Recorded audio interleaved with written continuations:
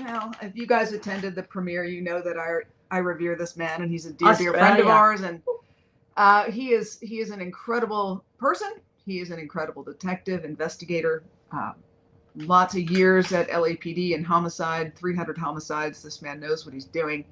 We're going to talk about his investigations into the Black Dahlia and into Zodiac tonight, which is going to be a hell of a conversation. And he's going to take your questions as we go, if we can do that. And I have a bunch of, like a good little journalist, I have my list of questions. I told him beforehand, and he said, I don't want to know what you're going to ask me. I like to go off the cuff. And that's why he's such a great guy, because he knows this stuff inside and out. And he is going to be telling you some really incredible stuff. If you're new to the Black Dahlia and Steve Hodel's work, if you're new to the Zodiac and work that he's done on that, this is going to be very eye-opening to you. And hi, everybody. I really appreciate you guys being here. So without further ado, one second. Just one thing that I want to say about Steve. You guys met him in episode 1 at the Soden House, and that's where we met him. Yeah. And we were so lucky to have him walk us through not only the house itself from his childhood, but the crime scene itself, because we didn't know anything about it. You know, we got the Soden House 7 days before shooting, and it was a jam session for Karen and I. I've never read a book so fast in my life. Steve has written a series of books that if you have not read them yet, you have to, beginning with the Black Dahlia Avenger that started this whole thing in the public. Steve has been working on this case for decades. Mm-hmm. He has done an immense amount of investigation to prove his case, not only that his father killed Elizabeth Short, the Black Dahlia. Not only was he the killer of the lone women murders, but also the Zodiac. And he he gave us a very compelling case, and his books lay out a compelling case. If you're interested in the Zodiac part of it, that came out in Most Evil 1 and Most Evil 2. And hello from Michigan. Hello, Michigan. We love you guys. Thank you, everybody. And Cindy, yes, his books are great. I cannot recommend them enough. He's just come out with a brand new, what do you call it? Installment, I guess is what you would call it, the new Black Dahlia Avenger. And we just wanted to, because we can't cover it all in the episode, we wanted to kind of have Steve on and let him walk you through his case. From top to bottom, because I think it's really important to understand how he comes to it. And like, you know, he and Karen said in the basement of the Soden, it's not just any one thing. You have to take his entire case, this massive decades-long investigation, and look at all of the evidence. And I think that you guys are going to be really overwhelmed to hear it all. So without further ado, what I'd like to say is this is tonight. This is not about hot takes. There's a lot of speculation and stuff on these cases. This is not hot takes. This is what a sustained decades and decades old investigation actually looks like from a man who damn well knows what he's doing. And without further ado, I'd like to introduce. Hold on, one more thing. Uh-oh, where's the man? He's gonna leave. Here's one last note for you guys. When he came out with his first book, Black Dahlia Avenger, I want to be very clear on this. The Hodel secret transcripts from the wiretaps that they did between 1949 and 1950, for how many days, Karen? 41 days, 18 detectives, 24/7. So when that was found, Steve had already come out with his book. Yep. So I want to be really clear that he didn't take those transcripts and go, okay, let me figure out how George Hodel did this. Nope. Instead, those came out afterwards, and I think that's some really compelling evidence. All right. Hello, New Zealand. Thank you for being here. Kansas, thank you guys. Michigan, Cheyenne. Woo! Awesome. We got people from all over the place. Amazing. I love it. Thank you all for being here tonight. And now, without further ado, we will bring in There's Steve Hodel. Woohoo! Hey, Steve. Hi. Great to see you guys. Welcome to the great Northwest. I'm up in Birch Bay, Washington. And I understand you're getting more rain than we are now. Yeah, it's been rainy. But it's my favorite. Drain the pool twice, for God's sake. Yeah. It's great to be with you. Happy New Year to everyone. You're my friend. It's great to see you too. My God. Hey, Steve, I think one of the first questions that I'm seeing here from Emotionally Numb that may be a good thing to start off the whole ball rolling is, what got you to think your dad did this? And Good that's question. not, yeah. Yeah. So why don't we start there? Okay, good question. Basically, I was living up here in Billings. I had retired from LAPD after 24 years and moved up to Bellingham, Washington, which is about 20 miles south of the border, Canadian border. And had my boys, young boys, and was happily retired. And got that 2 a.m. call that we all fear. It was my dad's wife in San Francisco saying, and she was tearful and hysterical, saying, "Your father has just died. The paramedics are here. They just pronounced him dead. Come down." And I went down, flew down, did all the things you have to do to take care of the passing of a father. And I think it was day 2. I'm on the phone to my half sister Tamar, same father, in Hawaii, and giving her a notification and stuff. We're talking about the great man and his passing. And maybe, if I could take a couple of minutes, I think it'd be good for your listeners and viewers to kind of get a understanding of who he was. Is that okay to do that? Because, a few minute bio will kind of set the stage for him. You guys still with me? Yeah, absolutely. Please do. Oh, okay. So basically, who was George Hill Hodel? Born in Los Angeles, downtown Los Angeles, Clara Barton Hospital in 1907. Was living with his parents. He was an only child, living with his parents in South Pasadena, Monterey Road. At 9, he was a piano prodigy, playing his own piano concerts at the Shrine Auditorium. He was quickly identified as an exceptionally bright child, high IQ. He would be tested in high school. He would be tested and he would score 186 IQ, 1 point above Einstein. That skips a generation, but my boys are in good shape. And went to graduated at 14 from South Pasadena High. Went to Caltech at age 14. Actually, just turned 15. Was there a year. So not only is he highly intellectually intelligent and musically a prodigy, he also is sexually precocious.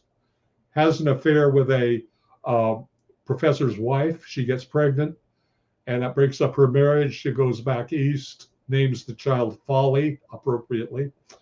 And he goes back to east, says, "I love you. I want to marry you." She says, "George, you're a child yourself. Get out of my life."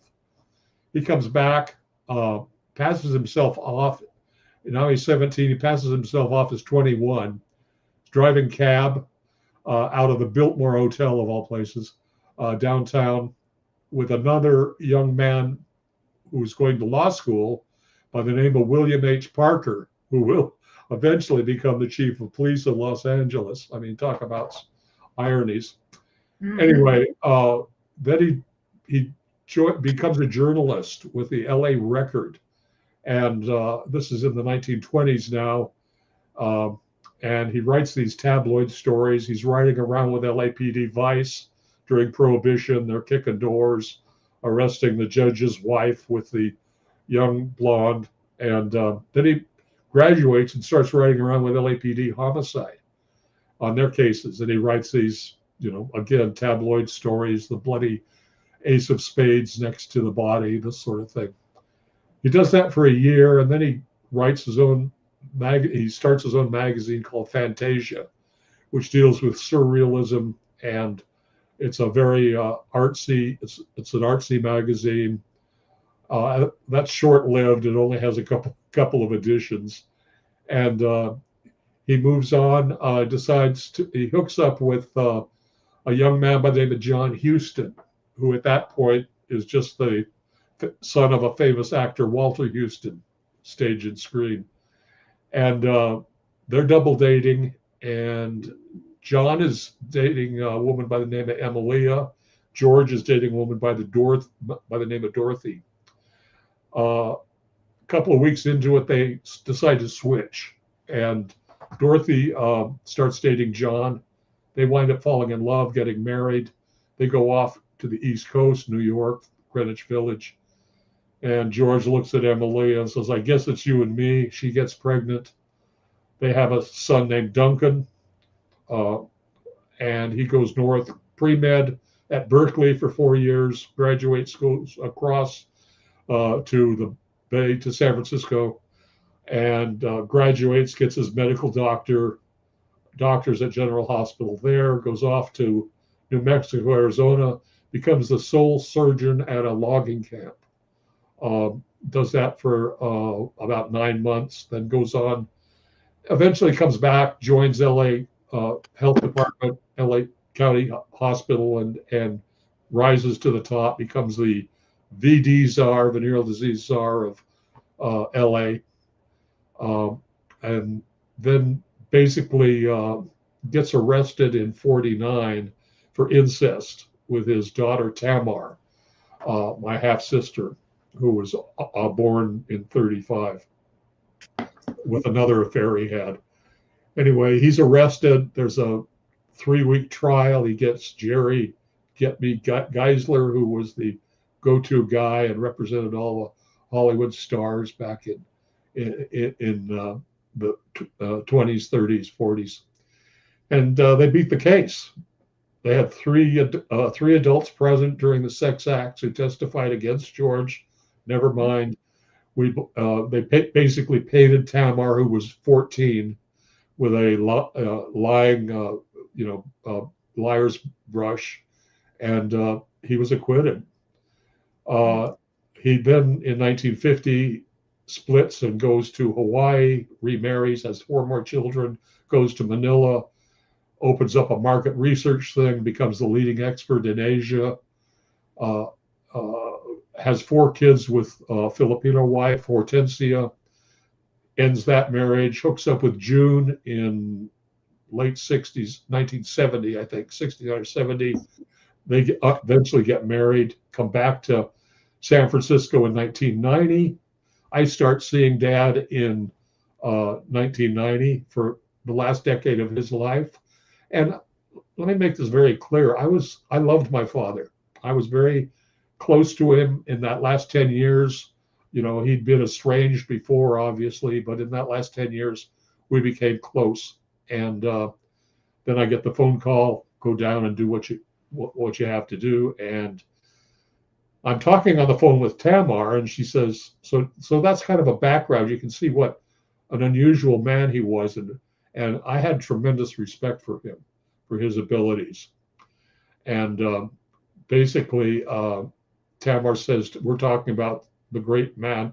His wife, June, always called him the great man. So we kind of did too, the great man. And I'm on the phone, and she says, you know, he was a suspect in the Black Dahlia murder. And I'm saying, where the F is this coming from, Tamar? What are you talking about? She says, well, he didn't do it, but he was a suspect. And the police that took me to court on the incest trial told me that they thought that he had killed Elizabeth Short, the Black Dahlia. So that's a long answer to your question. But basically, that's what started me. And I started out to show, I said, I can, with my background and experience, I can show he had nothing to do with it in 10 minutes. So I started investigating it. And the Black Dahlia, I knew it was a famous LAPD case. And we had seen the crime scene photos when I went through the academy in 1963. And I didn't even know her name, Elizabeth Short. But I knew it was a famous unsolved, and was confident I'd be able to show he had nothing to do with it. And eventually I would have to relocate back to Los Angeles and start my investigation. And I started it in 1999, and basically presented my evidence to the district attorney in secret in 2000 2. So that's a long answer to that question, but that Right. gives you an idea of what the kind of person we're talking about here. Before we go forward, we did have one question because we're still in the history of it. Jennifer Warner was asking about your other siblings at the time and what their beliefs were, and do they have any recollections of this, this whole series that you just went through? No, nobody knew this. I mean, the only person that knew it was Tamar because of the incest trial. It came out during the trial. It was raised by the defense attorney. Apparently, he had heard the rumor and he accused her of. That was one of the things that probably got Dad off in the trial, because here she's a liar. She's come up and made up all of this sex stuff, allegations. Not only that, and then the defense attorney brings it up. He says, "Isn't it true, Tamar, that you claim that your father killed the Black Dahlia?" And her response was no, but he basically put it in the record. So, but to be clear, nobody knew, none of my siblings knew, and the only person that knew about this was Tamar. And the first time I heard about it was 15 years into retirement in 1999. So nobody knew. For people who aren't professional investigators or retired detectives to understand, I want to put this on the record, and I want this to be extraordinarily hammered to everybody listening. You did not go into this to prove your dad did this. The last thing on the planet you wanted was when Tamar said Dad was a suspect in the Black Dahlia, and you went, "What the F, Tamar? What the hell are you talking about?" You said, "I can prove that he wasn't in 10 minutes. Right. You went to this like any other investigation to disprove your theory, because that's how good investigations are done. They're not, you don't pigeonhole something because you think. You formulate a theory and your job is to disprove it, like science. And that's exactly how. Yeah. But to be fair, there were two parts of me that were investigating this. There was a son who loved his father, and there was the trained investigator who was going to follow the evidence and was confident that it will show that it had nothing to do with him. But I kept an open mind. The detective was objective and followed the evidence, and the son was, also there as part of it. So it was I was kind of split in two, bisected as far as my pursuits. Absolutely. Of course you were. Now, somebody's asking about the DA tapes, and we are going to get to that. It's one of my questions. Over 26 years, you've been working on this since 1999 now, right? Yes. Did any of your working theories, as we just discussed, change over those 26 years? Did you have to adjust the way that you thought through all your books, through all your investigations, and what were they? Well, basically, I followed the evidence. The doors kept opening, and I've never had an investigation that's gone more than several years. So to have an investigation that's gone 25, 26 years, it's been incredible. And really, all the books are one ongoing investigation. There's Black Dahlia Avenger 1, 2, and 3, which are all like a homicide progress report, if you will. As new evidence came, I would write it up, and it would become a book 2 or book 3. As far as did I have to change anything in my investigation? Yes. One of the big controversies was in book 1, in Black Dahlia Avenger, the original book. There were several photographs, and we'll talk about my father's album that came up, which was critical to the investigation. But basically, the 2 photographs I claimed were the same individual. And then I did further investigation and actually found out that one of the photographs was definitely not Elizabeth Short. And so I had to retract that and make the evidence clear. I met with the individual in the photograph. Nobody else had ever talked to her to this day. She's passed on now. And I made it clear that I was wrong about that. So Right. that's as important to do as making your points for the prosecution. It's also when you're wrong, you say you're wrong. And I was wrong about the photograph. It was not her. And I eliminated it on CNN, Anderson Cooper, publicly. I eliminated that photograph, I don't know, 4 years into it. So around 2008, 7 or 8 or something like that.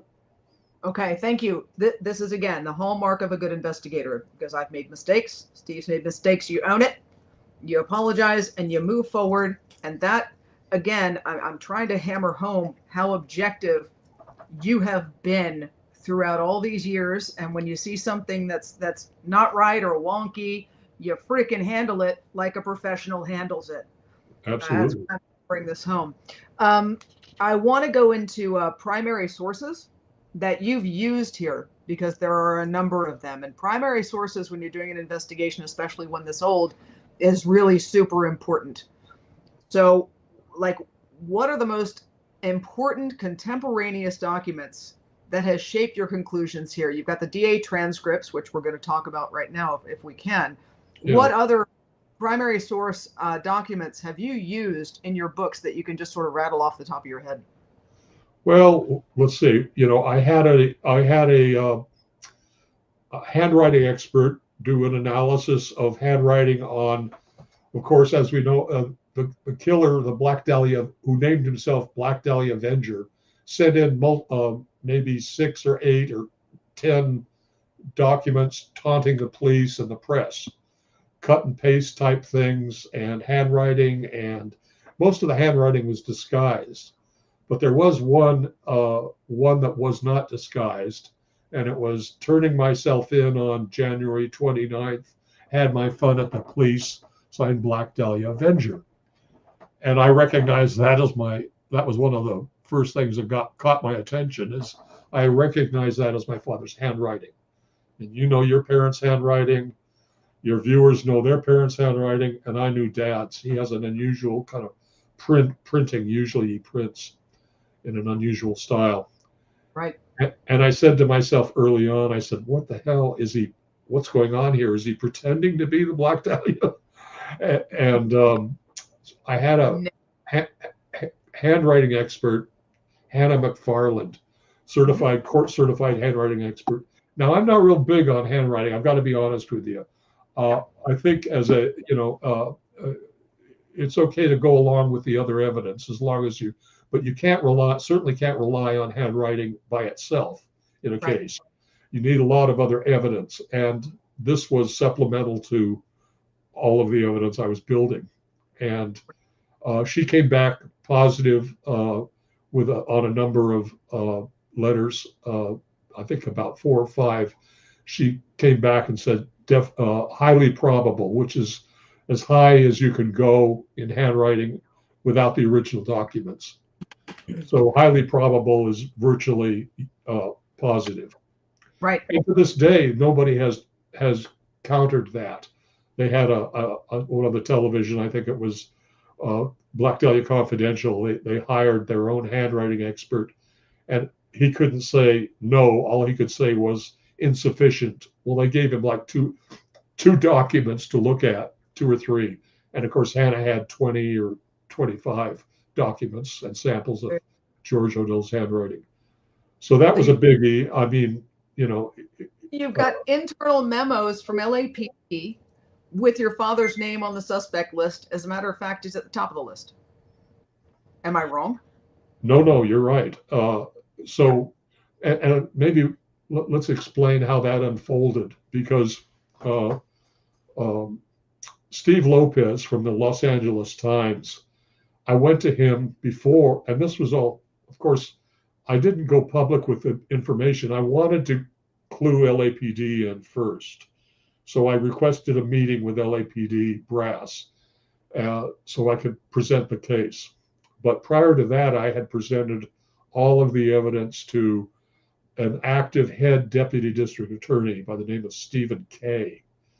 And he was one of the tops. I think he was number 3 from the top in rank.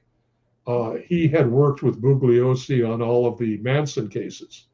In fact, Bugliosi did Manson, and Kay did all the rest of the family by himself. He prosecuted them all. So he was the best of the best. And I went to him. I was amazed he was still active on the DA's with the DA. He was the head of the, I think, Long Beach division. And I went to him in secret and I said, "Hey, here's my evidence. Take a look at it, see what you think. I'd like your independent opinion on it." So he took 2 or 3 months to review all of the evidence and basically came back and said, well, the other thing, of course, the other big surprise, which we haven't mentioned yet, is not only was Dad the killer of Elizabeth Short, the Black Dahlia, but he was also a serial killer. And as I was investigating and looking at the case, reviewing all of the information, I discovered that there were multiple, what I call LA lone woman murder victims. They were all in a very tight geographical area between Hollywood and downtown LA, mostly, some in Long Beach, West LA, but pretty tight geographical pattern. And there were a dozen that I came up with that I felt were related. And LA, there's a lot of myth in this case. Needless to say, this is one of the cases that's got more myth than anything. And there are some major myths, one of them being that it was a standalone murder, none before and none after. You'll hear that from theorists, but go ahead. It makes no sense. Why does it make no sense that this was a standalone crime? Well, because LAPD was investigating at least 5 of the murders as connected. And back in that day, they didn't have the term serial killer. They called them, what do they call them? They called them chain murders. Chain murders. That's right. Linked together. In other words, thank you. But also the fact that somebody doesn't kill that violently once in their life. And it's like you said during the Snowden interview, George didn't decide to become a serial killer at age, 35? So right. It takes a mind of somebody who's been at this a long time and will continue on afterwards. For this to be a standalone crime is a little insane. Well, exactly so. And ultimately, that's why I've got 10 books. Ultimately, I would write the early years. And I would discover, in my opinion, that he started as a teenager at age 14. Well, he had just turned 15. His first murder was I believe, in 1921. And it was a priest in the Bay Area, Colma, California, just outside of San Francisco. Gunshot, kidnap, gunshot, murder. And taunting letters to the San Francisco Chronicle, in his voice, and basically I've now presented 50 murders in 50 years. And he started out and basically never stopped. And I liken him to a wild beast, a tiger, a man-eating tiger in the jungle. And the tiger's not going to stop killing until it's either captured or killed. Right. And Dad had a 50-year run from basically 1921 to 1969. I believe his last murder was Paul Stein in San Francisco, the cabbie in the Zodiac.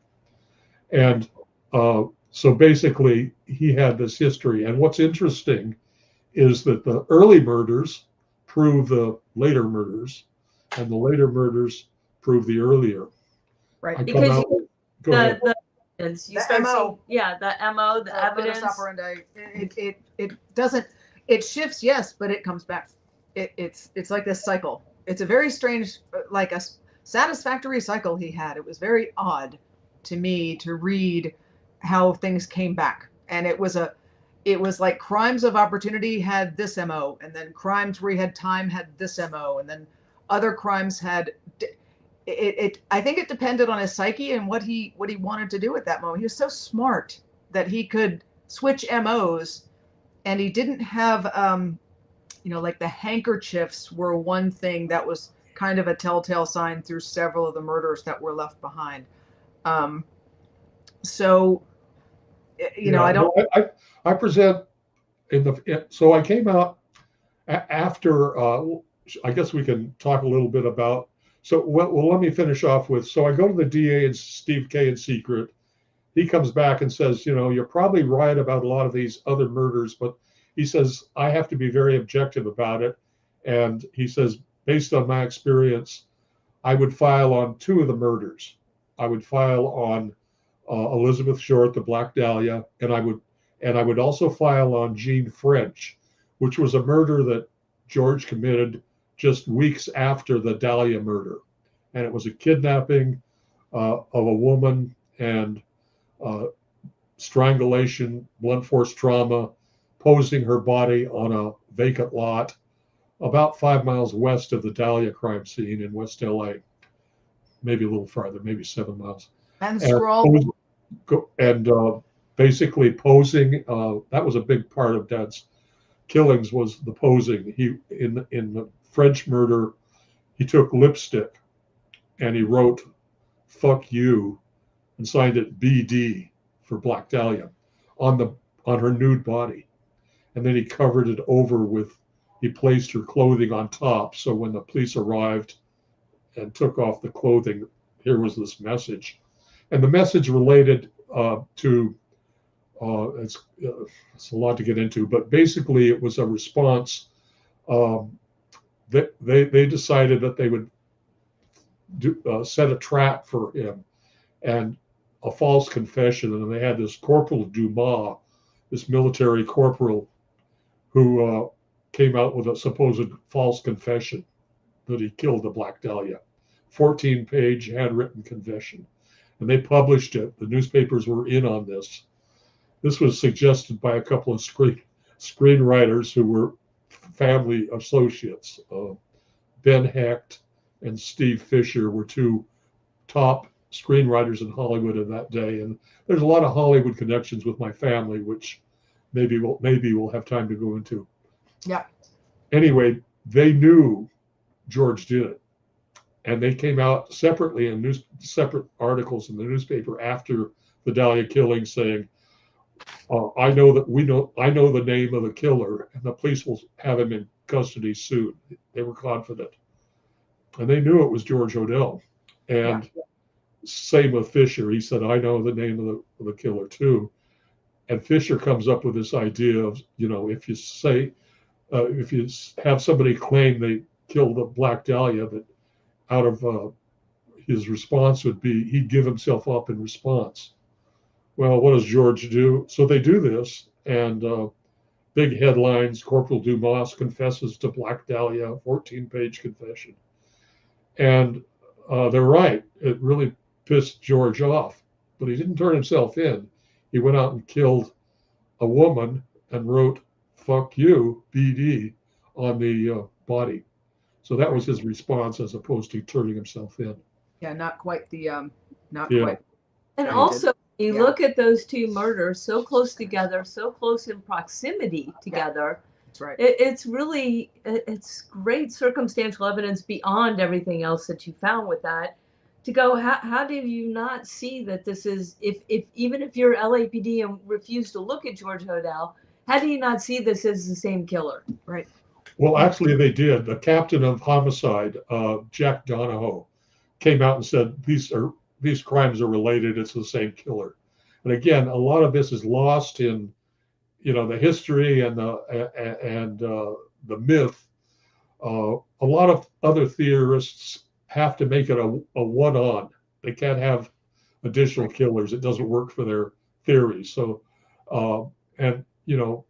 between movies, books, the real truth has been buried. But originally, LAPD was looking at about 4 or 5 of these as chain murders, and that's lost too.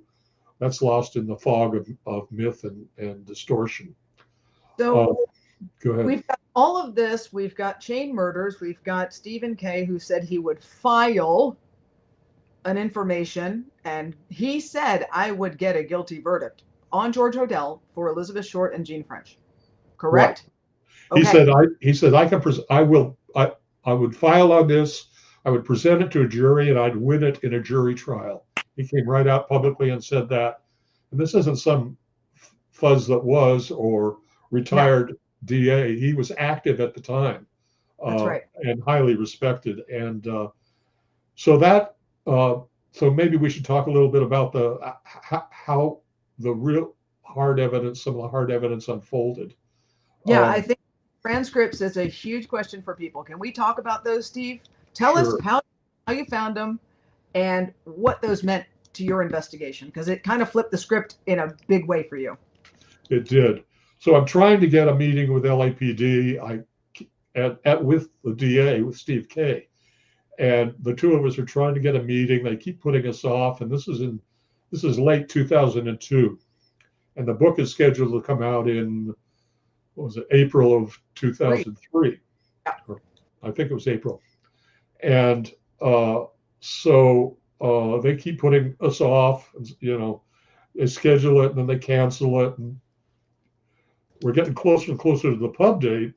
And I'm worried about this. So I go in secret to, well, it wasn't in secret. He was giving a book talk on one of his own, this Steve Lopez. And he was a columnist, still is, I think, a columnist for the LA Times. And I had him a copy of the pre-pub book. And I said, take a look at this. I think you'll find it interesting. So he comes out, we keep getting put off by LAPD, and now it's published time. So the book comes out, and Lopez comes out simultaneously with a column saying, you know, hey, you know, this guy's come to me, he's ex-LAPD, he's claiming his father, daddy did it type thing. And it was kind of, you know, I don't know if this guy's a nut or whatever, but it was kind of reserved, but he made it public. And then he has a few days later, he writes a second column, which is much more positive, and said, well, here's the deal. I went to LAPD and said, hey, Hodel, retired LAPD, daddy is a Black Dahlia killer, blah, blah, blah. And they said, we're not interested, you know, we don't want to talk about it. It's an active case, right? Yeah, 50-year-old active case. It was radioactive because the press has to make nice with the police, let's be honest. I like that, radioactive. It was radioactive. Absolutely. And so then cases. Then I went to the head to Mr. DA, who, blanking on his name, Steve Cooley. Yep. So I go to DA Cooley, and he says, well, I'm not spending a dime, you know, looking at an old case like that.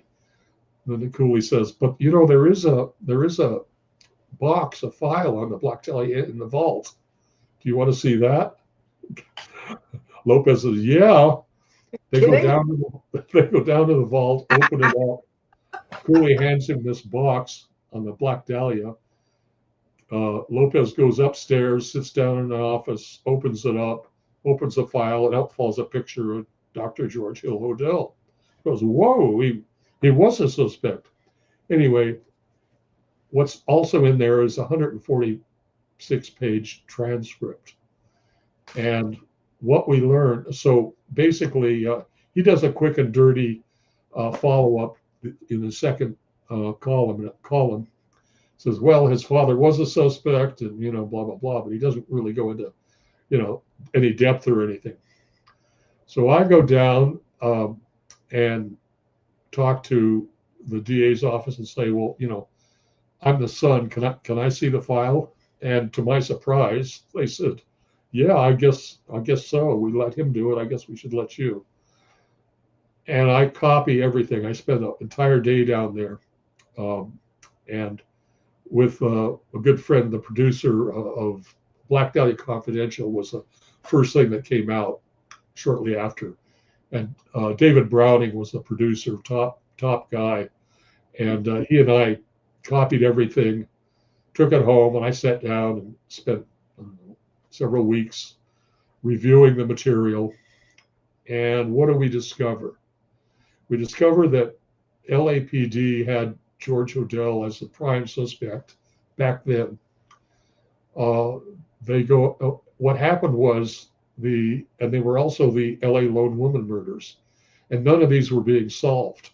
So the grand jury took the Dahlia investigation away from LAPD and gave it to the DA's office. And you've got to also understand, it's important to understand that 1940s was a whole different world than today or even yesterday. There was a lot of corruption, payoffs. There were all sorts of things going on. There was a big scandal about an abortion ring that was headed by a couple of sergeants on the vice squad, huge abortion ring payoffs. All sorts of things were happening, and it had been going on from the 20s and the 30s, very corrupt LAPD. And it wasn't until 1950 when Parker took over that things started to change, and he was going to get rid of the corruption and clean up Dodge, so to speak. Anyway, so with that as a background understanding, the grand jury takes the case away and says, we want the DA's office to investigate it. And Lieutenant Frank Jemison is put in charge of the investigation. And he puts together a team, and they're going to stake out George Hodel's house and his person. And LAPD starts screaming and saying, wait a minute, we want to be on board on this. It's not fair.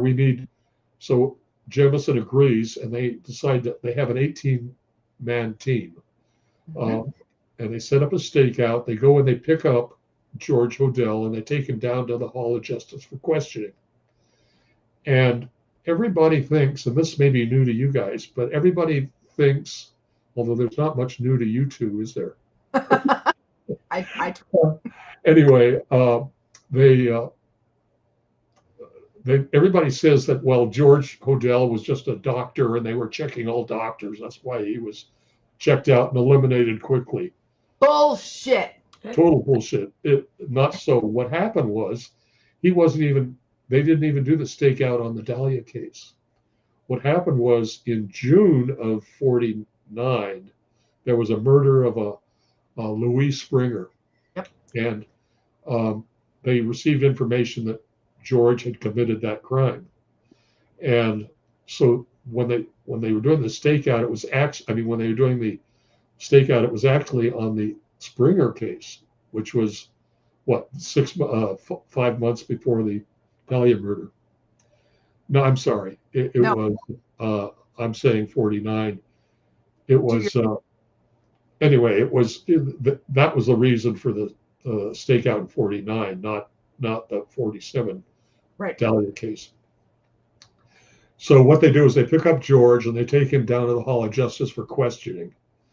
And while he's downtown, the bugmen from LAPD and the DA's office go out, and they actually jimmy the door and get into our home, which is many of your viewers are probably familiar with it. Well, they should be. They saw it on your show. The Souden House, 5121 Franklin Avenue. And they go inside, and they don't wiretap the phone. They actually put hard microphones in the walls. They drill holes, and they actually conceal them in the walls, one in the living room, one in the bedroom. And they run a hard line through the basement.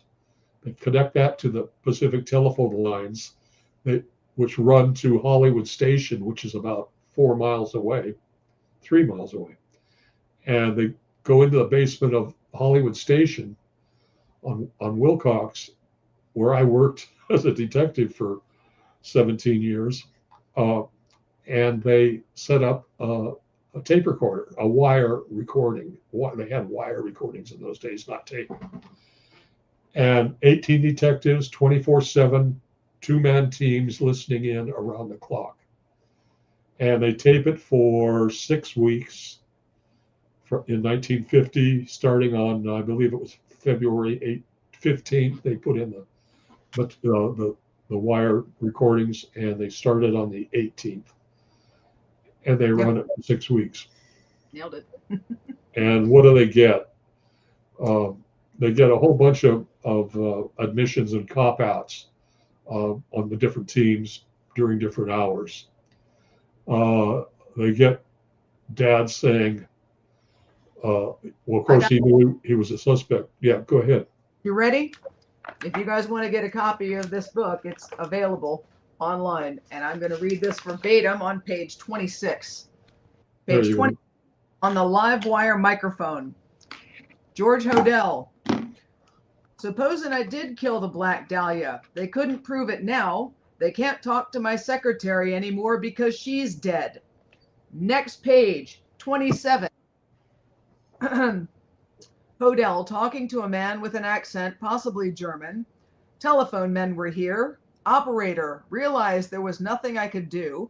Put a pillow over her head and cover her with a blanket. Get a taxi. Call Georgia Receiving Hospital right away. Expired at 12:39. They thought there was something fishy. Anyway, now they may have figured it out. Killed her. Maybe I did kill my secretary.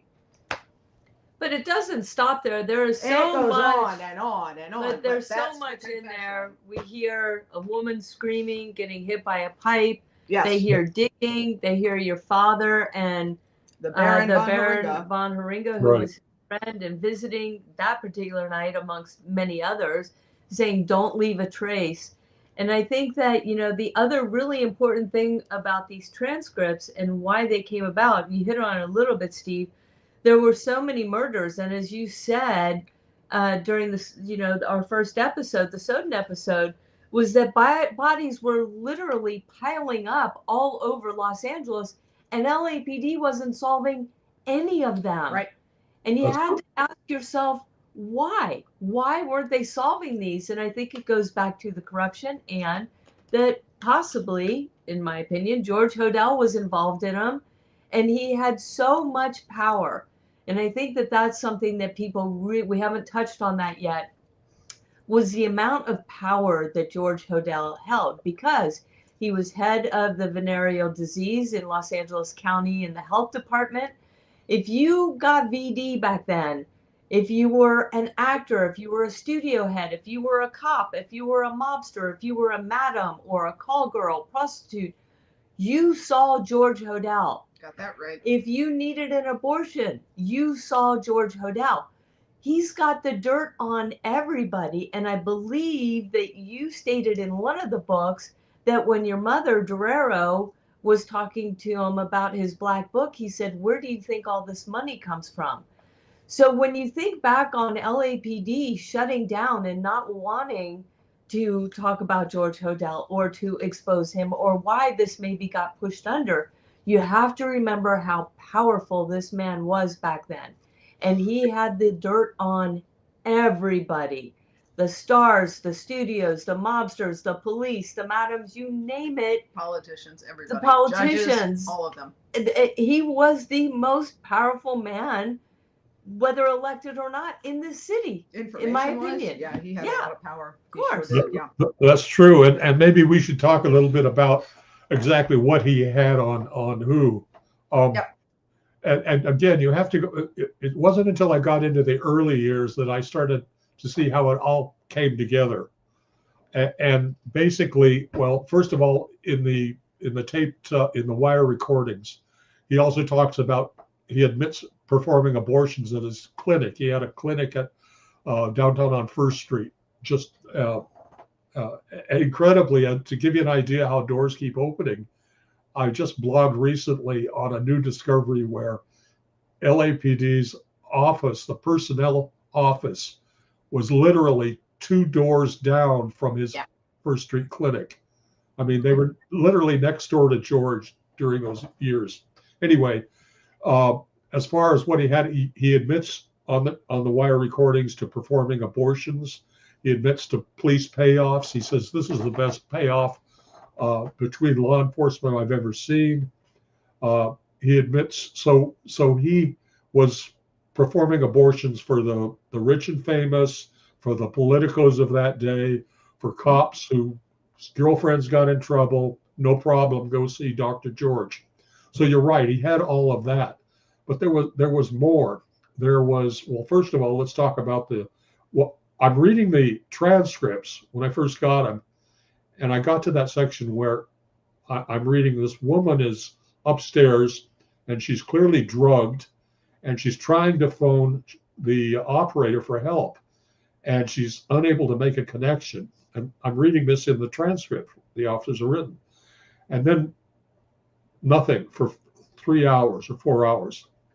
Then I'm reading and it says I identified this German accent guy as Baron Harenga is his name. He was an artist friend of, well, he had an art house downtown, friend of George's. And I'm reading it, it says the George and the German guy go downstairs to the basement.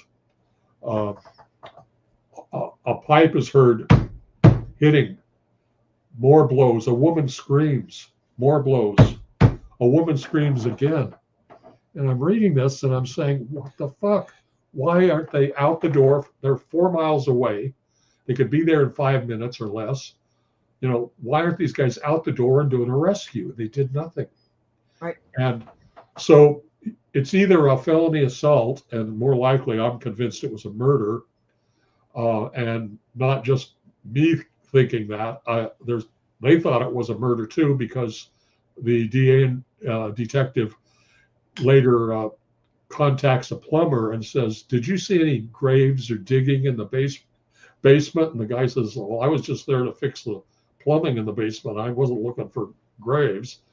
So clear, and this is a document. This is documented. So clearly, they thought that there were graves, and maybe we're on that subject. Should we talk about the Buster? Should we?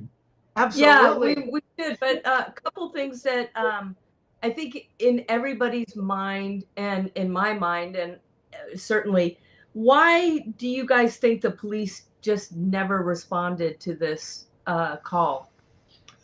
Well, that's a good question, and I've wondered that myself, and I think probably giving them the best credit I can, I think that probably they're hearing this and they're looking at each other and saying, "What do we do? You know, should we call Jemison?"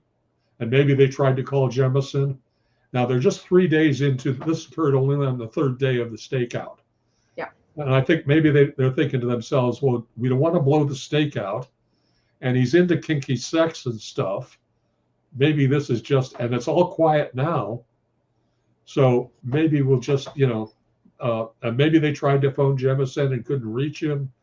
Who knows? But for whatever reason, they didn't respond. But giving them the best. For all time, I think between permission, agency, and bias, you're right, Steve. You know, their agency was not to do patrol function and search and a rescue. They were there to listen to a wiretap. Right. And I think that their bias, they allowed themselves to believe that everything was just okay. It's something weird. But, you know, I think maybe deep in the pit of their gut, they knew something was wrong, but they, like you said, they didn't know what to do. They either couldn't get Jemison on the phone or they didn't have permission to leave their post. And, you know, we're both military. You don't leave your post until properly relieved, right? Right. So maybe that was part of it. I think it was. I'd like to give them that much credit because, you know, I mean, go ahead. Yeah, I think it's probably a combination of both. Audrey, you questioned why tape George's conversations if he had that much power. You have to go back to the fact that LAPD had this case ripped away from them by the grand jury. So LAPD didn't have any choice. Now, the LADA's office maybe weren't in as deep as LAPD. And then, Steve, why don't you touch, and then we'll go back to Buster. The killing stopped because why? After these wire. They didn't, but they did for a little while. Yeah. So George is tipped off by a couple of insiders, and he splits. He leaves the country in 1950. Shortly afterward, he sells the Souden house. We're off with Mom on our own. Of course, they had been divorced a long time. We were living there kind of at his pleasure. And we weren't living there full time at the Souden house. It was in and out, off and on through the years. And Mom's, we probably don't have time to go into Mom's whole history, but she was a remarkable woman, beautiful, married. She wound up marrying John Huston for 7 years, and then they divorced, and she went out of the frying pan into the fire and married George. And we were 3 brothers were born to them in the late 30s, early 40s. And they were actually divorced. She divorced him for cruelty in 1943 or 44. I think it was final in 45. So they were divorced, and we were living there at his pleasure off and on from basically 45 when he bought the house to 1950 when he split. So he split. He knew that he had to get out of Dodge. Jemison. Now, there's only one guy that I've been able to find in all of this that has a white hat, and that's this Lieutenant Jemison that we're talking about, the DA investigator. And he knew that, he knew he had solved the case, and maybe we should deal on that. He was ordered by the then DA, who I'm blanking on his name right now. Short-lived. He was only DA for a few years. No. Anyway, he ordered him to shut it down, stop the investigation, and personally hand deliver. He ordered Jemison to hand deliver all of the tapes, the transcripts, everything to Thad Brown, Chief of Detectives, LAPD. And I've got a whole history on Thad Brown. And so he did exactly that. He had no choice. He was about to arrest George. He was literally putting the case together and going to go get a filing when he was ordered by the DA to shut it down and turn everything over to Chief Thad Brown, Chief of Detectives.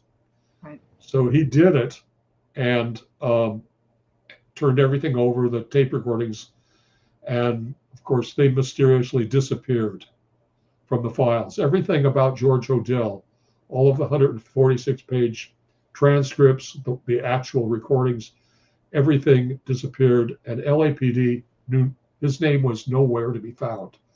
Right. So the following, in the following generations, in the decades that followed, nobody knew George Hodel was even mentioned. The name never came up. He was never a suspect as far as LAPD was concerned, because nobody knew about it other than the cops that had worked it, and they were, of course, part of the cover-up.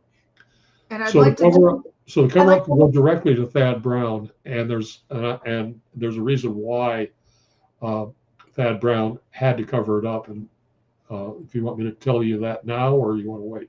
I know why, but please tell the audience, because it's really important. Okay, so basically, as after completing my investigation, I'm still working it, but after thinking I got it all together, I start looking at Dad for other crimes. And what do I discover? I discover he committed a crime prior to the Dahlia. Well, basically, the Lone Woman murder started in 1943 with a woman by the name of Ora Murray. And I've got a dozen murders from 43 to when he splits in 50, and then suddenly all the murders of Lone Women stop. So he splits and goes to Hawaii, which was a territory back then. And as I start looking at him, I said, well, he didn't wake up at age 39 and decide to be a serial killer. So I knew there had to be stuff before, and I had during my investigation, I'd come across indications, but never really got into it because I was focused on the 40s. So once I felt I had pretty much presented all the evidence on the Lone Woman murders and the Dahlia, what do I discover? I discover that the early years, I begin looking at the early years, and I discover a crime in the late 30s that occurred. And Thad Brown back then was a lieutenant in homicide. Mm-hmm. And they had 3 little girls called the Inglewood Babes that were kidnapped and murdered, raped and murdered in the hills on the west side of Los Angeles. And Inglewood PD was handling the investigation. But Lieutenant Thad Brown got involved in the investigation, went down, and he somehow focused on this young crossing guard. And he brought him in for questioning. Says, he's a crossing guard. He knew the girls. He walked them across the street when they went to school and stuff. Well, he turns this crossing guard over to Inglewood PD. The crossing guard's got an IQ of 70, and he's in his 20s. And basically, they take him in Inglewood and they grill him and they say, "You killed these girls, didn't you?" He says, "No, I didn't." So after a lot of questioning and God knows what, there's a mob outside, and they're threatening to hang him as a suspect. Anyway, they get him. They said, "Look, we'll turn you over to the mob if you want, or you can tell us the truth and tell us that you killed them, didn't you?" So naturally, they get a confession out of this, Poor mentally kid. challenged. I don't know what the term is, mentally challenged. Yeah. And he's sent. They try him, they convict him, and they execute him. All within a year or less. There's outrage, public outrage. He was innocent, but they had a defense team for him, but nothing. He's executed. So George, being the actual killer of those 3 little girls, along with an accomplice, Fred Sexton, who we haven't talked about, but was a good friend of George's, and they grew up and serially killed together, I guess. Yeah. Anyway, so he had that on Thad Brown, and it was a wrongful prosecution, execution of an innocent young man. Mm-hmm. So he had that on Brown, and then of course he also had the murder that he committed while they're listening to the tape recording. And when he splits, Thad Brown is the first one to be super glad that he's left town and he's gone. And basically, they covered it up. Thad Brown took all of the evidence, removed it. Well, I can't say that because I don't know for a fact, but let's put it this way. He was handed everything and it all disappeared from the records. So much from all of these cases has disappeared. But I would like to point something out, Steve. Okay, two things. Going back to those wiretaps, people are still asking. I want to be clear. The reason they could install them is because George Hodel had been yanked downtown for questioning. He wasn't at the house. They shimmed the door. They went in, installed the microphones while he's downtown being questioned. That was one question. Second time, I want people to understand this. Police departments do not install live microphones in people's homes without a really good reason to do so. And they don't monitor it for 41 days, 24/7, and install 18 detectives around the clock. This was a huge deal. They used 2 to 3 miles of wire. They had to get the wire. They had to get the microphones. They had to spend the time. They had to get George out of there. They had to install them. They had to make sure they weren't detectable. They had to go down to Hollywood Station and listen to those microphones. And after it was all over and they got what they got on these pages and pages of transcripts, Lieutenant Jemison took the time to duplicate these transcripts and hide them in a vault in the DA's office because he damn well knew when he turned everything over, he sniffed suppression, he sniffed it out, and he knew that it was not going to work out that way, and he hid those files for 50 some odd years until Steve found them in the DA's vault. So you tell me all that work for one person who didn't mean anything, not only in the Dahlia case, but in the Jean French case and in the Louise Springer case, that's 3 right there. That's a serial killer. End of file. Yeah. Period. That is textbook definition, and you take all the rest out. Isn't 3 enough for anybody? Really? Yeah, excellent. And also, he was ordered to clear George Hodel as one of the suspects he had a list of 20 suspects initially, and really they're calling them suspects, but really what they were persons of interest is really what they were. They didn't have, I don't. Until you really focus. They didn't do this at anybody else's house. Yeah. Nobody else's house. Just the Soden House and George Hodel. Not one other person they put this amount of effort into. Lieutenant Jemison was not a stupid man. He was wired in. He's at the DA's office. He'd been doing it a long time. And he brought along, I want to point this out because it's important for me. Walter Morgan was another investigator that Jemison handpicked. Walter Morgan had only been at the DA's office a couple of months before Jemison handpicked him. And here's my theory, Steve, and I can't prove it. The reason he picked Walter Morgan is because Walter Morgan married a woman named Sugar Geis. And Sugar Geis was best friends with gangster Mickey Cohen's wife. And Mickey Cohen's wife was the matron of honor at Walter Morgan and Sugar Geis's wedding. So Walter Morgan was also friends with Sheriff Biscaluz of the LASO. So Walter Morgan knew the inner workings, not that he was dirty. He knew the inner workings of the vice. He knew the inner workings of how this stuff functioned.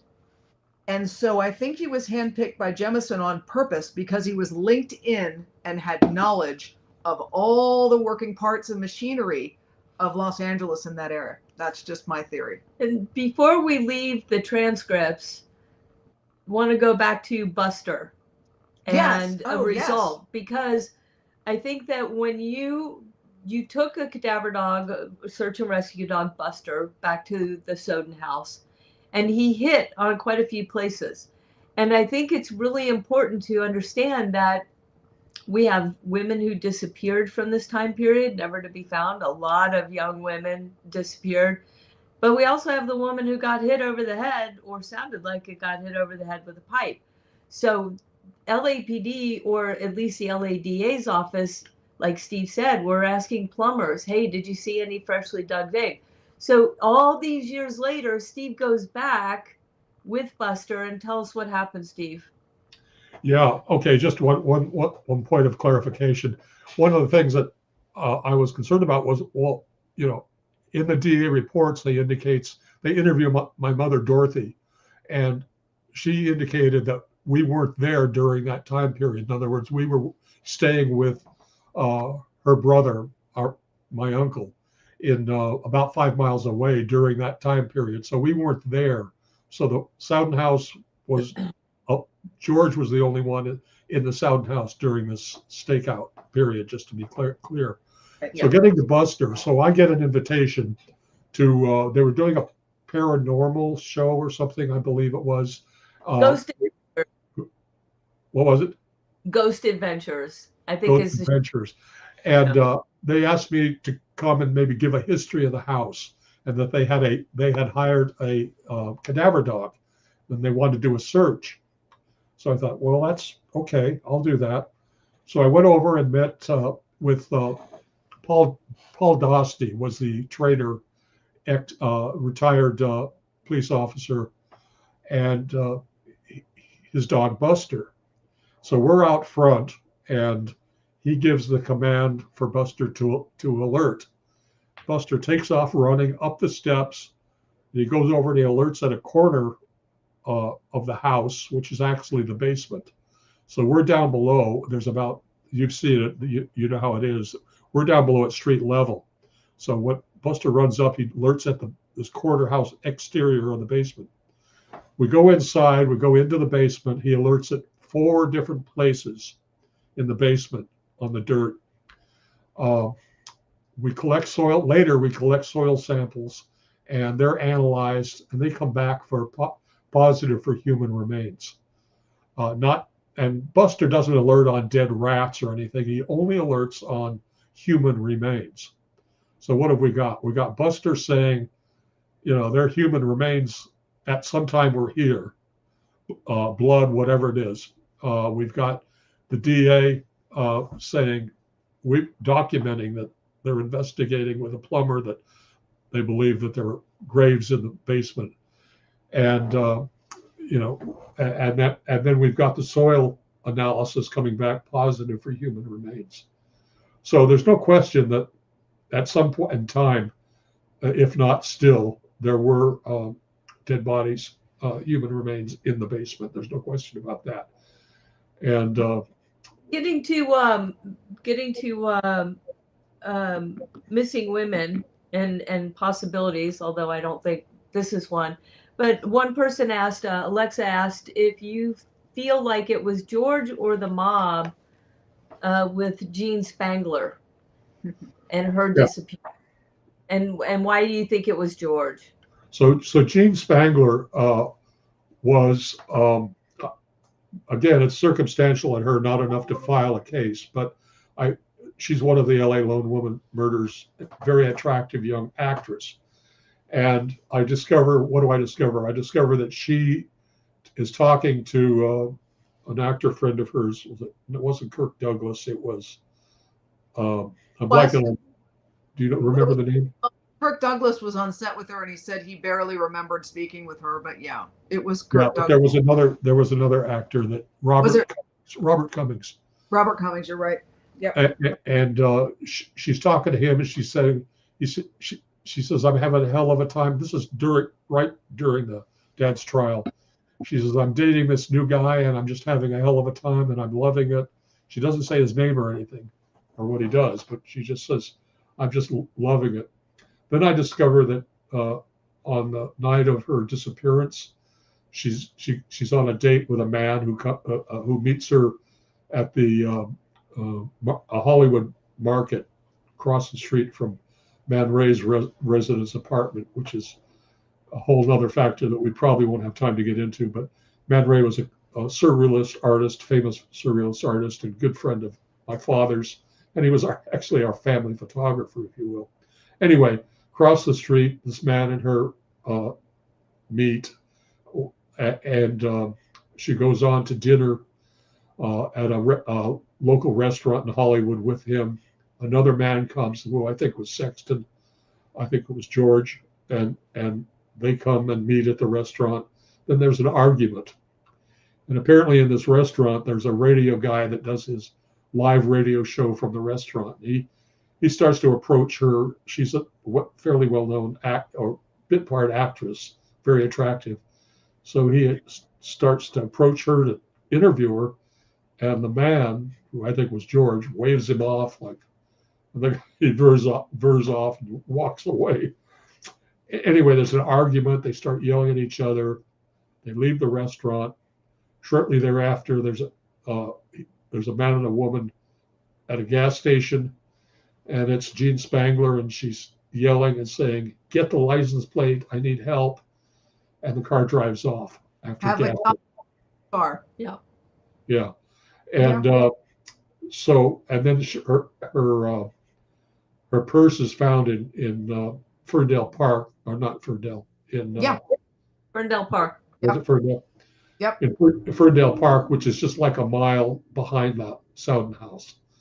And it's found there, and they find a note that indicates that before you gloss over that, why Ferndale Park is important to your family, because George took you guys there as kids, correct? Yeah, it was our favorite hangout. It was there's a big creek in the park there, and we'd hunt for frogs and play. As young kids, we'd play there all day. Dad would drop us off at Ferndale.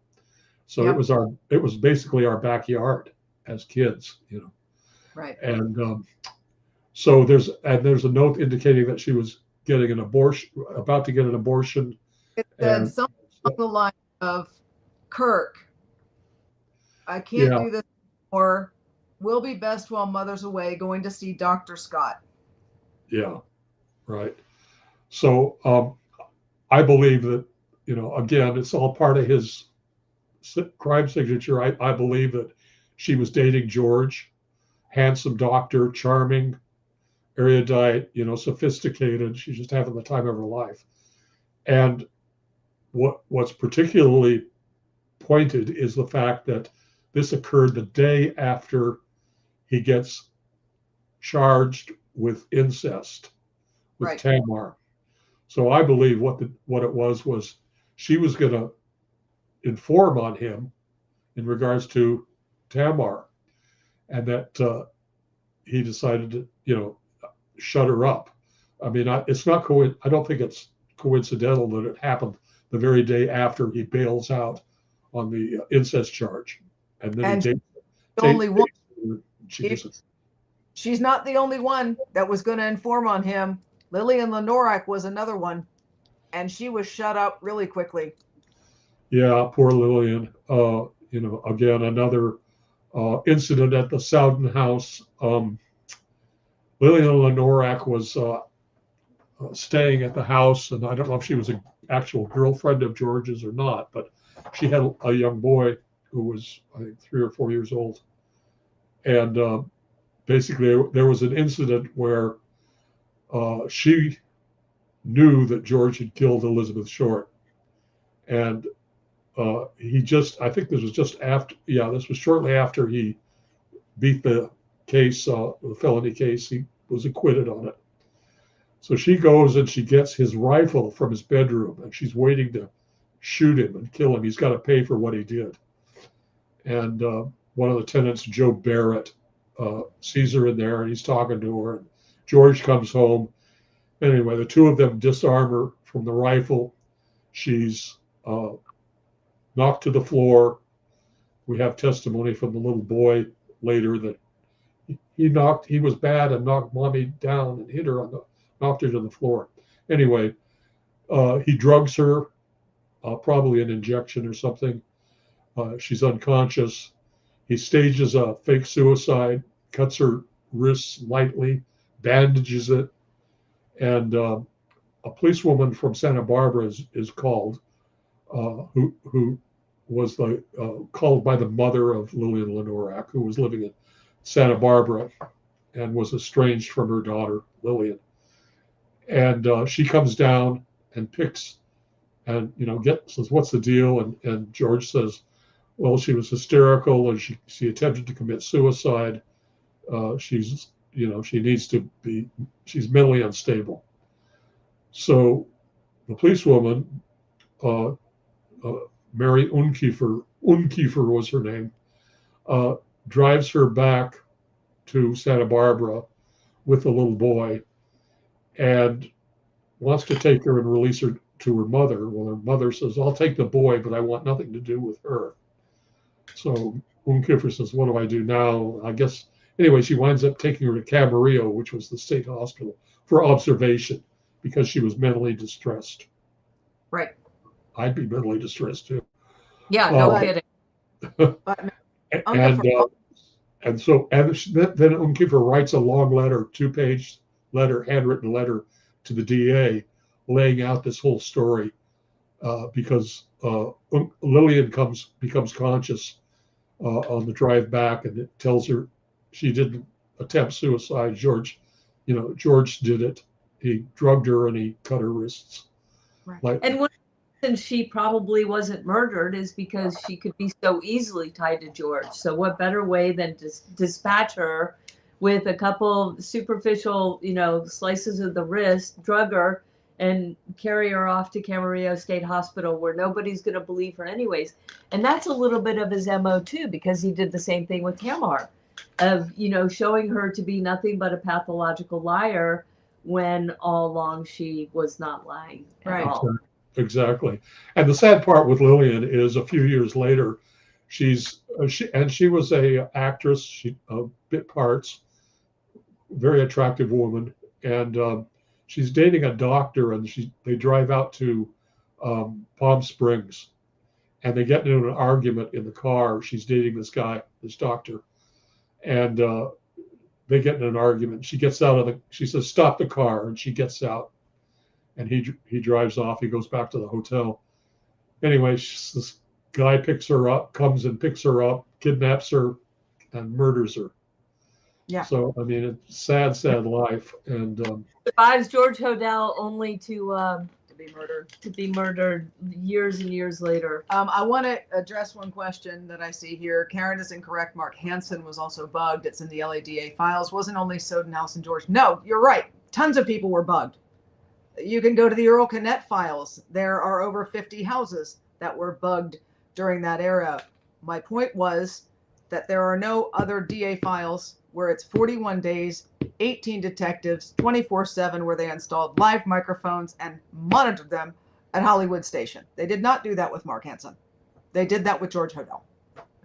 There were lots of, Karen has researched, all the the mafia and the LAPD ties and how many people were bugged. Yes, that's natural, but like Karen said, not for 50 days, not 24/7, not with 2 live wires. Most of them had phone bugs or things like that. This was Mickey Cohen was bugged. I'm sure that a lot of police officers were bugged. You had Mark Hansen that was bugged. These are phone taps.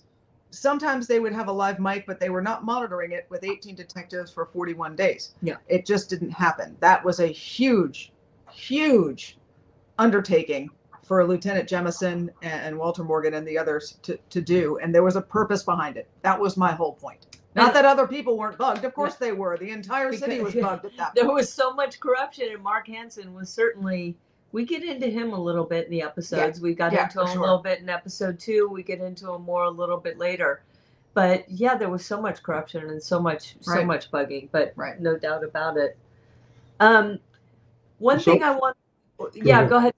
No, go ahead. What were you going to say? Well, I was just going to say that in regards to the bugging, of course, back then they didn't need a warrant, to do it. There was, today you'd have to have a warrant, you'd have to establish probable cause and everything. Back then they didn't need that. And Walter Morgan that you mentioned, Karen, is actually the one that Jimmy, they couldn't open the door, it was locked. Right. And he's with him and he says, well, there's no problem. And he takes out a knife or whatever and he jimmies the door for him and gets in, and they go in and they wire it for sound. But let's see, there was something else I wanted to talk about. So let's talk, maybe we should talk about the letter, some of the physical evidence that I was able to connect, much to my surprise. The cement bag. Yeah, you just came out with a new book. What is the new evidence in your newest installment of the Black Dahlia Avenger? What caused you to do this new book, and what have you found in between all of these books that's the newest evidence? Okay. Well, the new book just came out a few months ago, November, and it's basically an update of the original Black Dahlia Avenger, and I added, I think, 120 new pages of investigation in that. And some of that has been covered in the other books, BDA 2 and 3, but some of it hasn't. So it's I probably won't get, other than you two, I probably won't get too many people reading 10 books, but they will read one book. And so I put a lot of the linkage and the new evidence in the one book, which is Black Dahlia Avenger, but updated. And one of those was I was able, much to my surprise, was able to link physical evidence from the Sowden house, our home, to the crime scene. And how did that happen? So who built the Sowden house? Frank Lloyd Wright Jr., son of Frank Wright, Lloyd Wright, actually designed and built the Sowden house in 1926. For Mr. and Mrs. Sowden.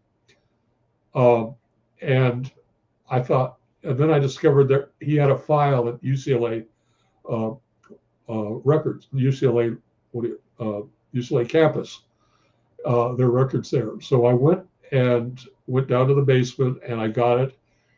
And you have to put on the white gloves, the whole bit. And I'm looking through Frank Lloyd Wright Jr.'s file.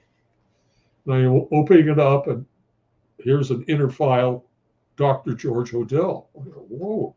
Well, I knew, he built, there's a connection that he bought the house that Frank Jr. built. So I'm going through it, and what do I find? I find receipts for cement bags and fertilizer, manure, in the file. And it's dated 3 days before the murder.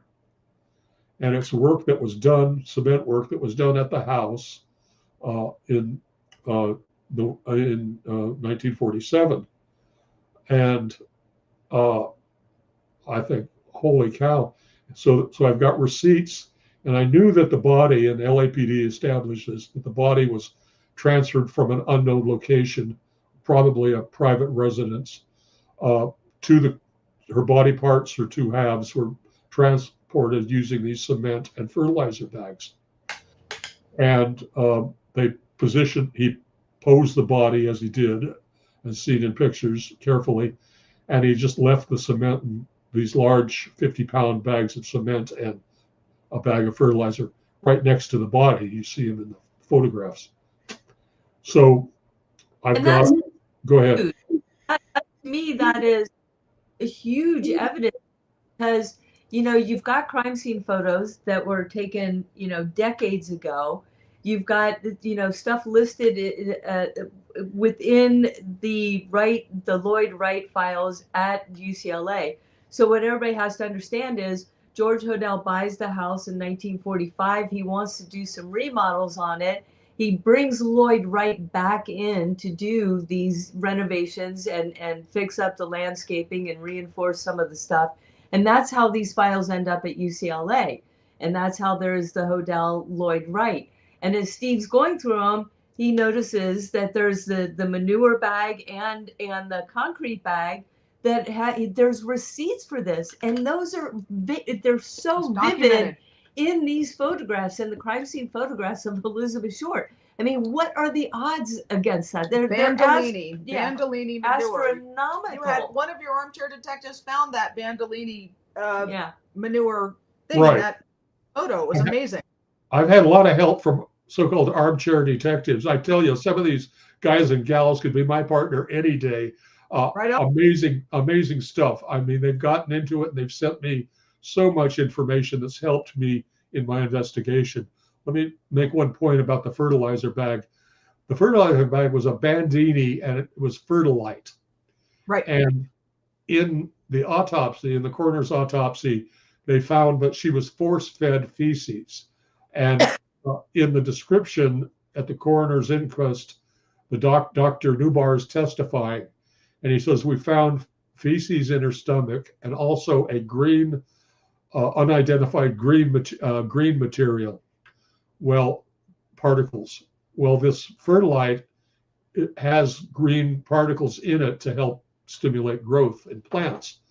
So she was, in my opinion, she was force-fed the feces and Fertilite from this bag at the house, and then it was used to transport her to the crime scene. Right. It's irrefutable evidence. I mean, that is some seriously strong evidence that George Hodel did this. I don't know how much stronger you can get.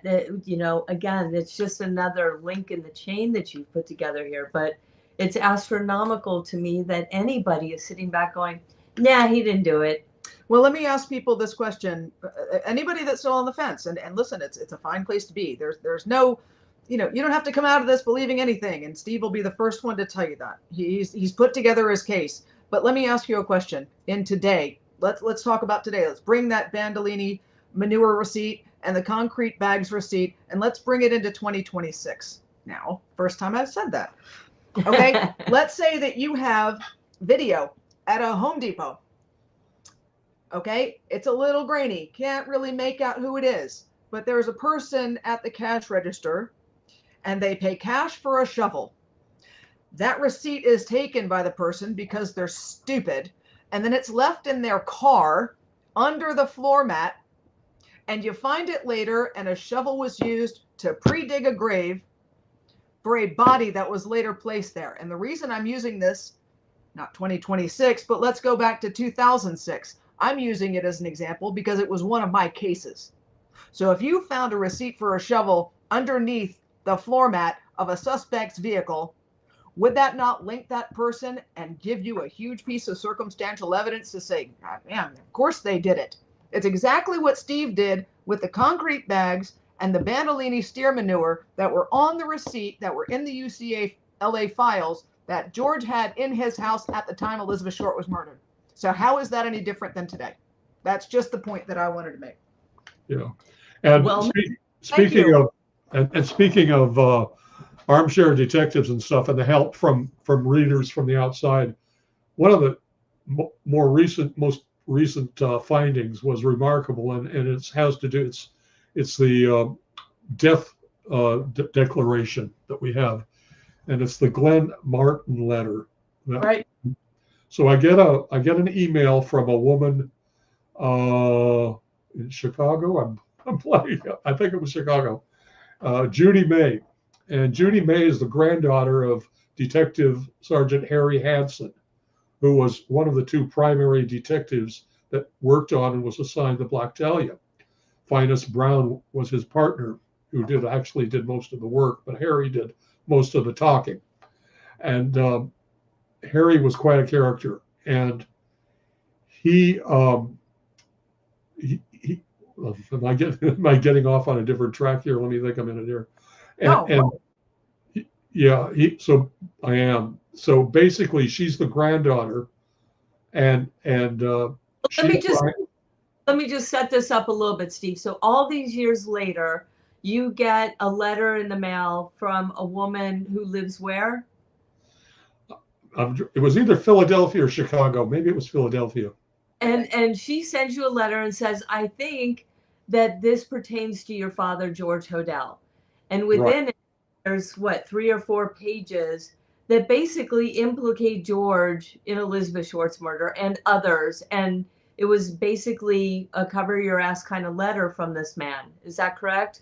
Right.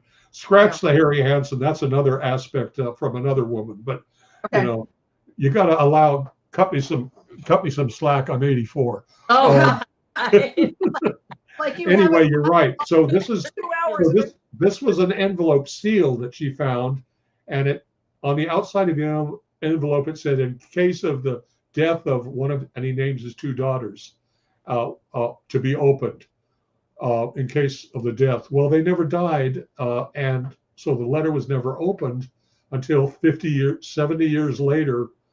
The granddaughter finds it, and she opens it, and what does the letter say? Basically, in short, it was a lengthy letter, but basically the letter says, I was a paid informant by LAPD working undercover to find out corruption on the department. And this is in 1949. It was dated December 26th, I believe, or 23rd, 1949. Well, Dad, at that point, is on trial for the incest, and everybody's convinced he's going to be sent to prison. So Glenn Martin writes this letter, and he says, I'm friends with George. Well, he doesn't say George Hodel, he says GH. He says that GH and I, GH committed the Black Dahlia murder, and he also committed the Louise Springer murder. And both GH and I knew Louise Springer personally. And he goes on to say that they were picked up and taken in and grilled on the Springer murder in June, shortly after, maybe a week after the murder, in June of 1949. And he says that GH had friends on the department who let him go. And basically, I'm writing this because he was afraid that one of his daughters, who George knew, would be killed. So he wanted to make this death declaration. Well, it was nothing happened to him. So the letter was never opened until 70 years later by the granddaughter. So she sends me the letter. And basically, it's incredible that you'd have this kind of evidence. And that was one of the new findings. Right. Which is incredible. And the odds of GH and Black Dahlia, Louise Springer again. And Louise Springer. And for those of you who don't know who Louise Springer is, she was actually abducted. She and her husband were out. They stopped. He went into her beauty salon to pick up her glasses. And while he was gone, her and the car go missing. And they're found 24 hours later, something like that, between 24 and 48 hours and later. It's not only she's found in the car, brutally murdered, very close to where Elizabeth Short's body was dumped, and it seems very likely that it was George Hodel.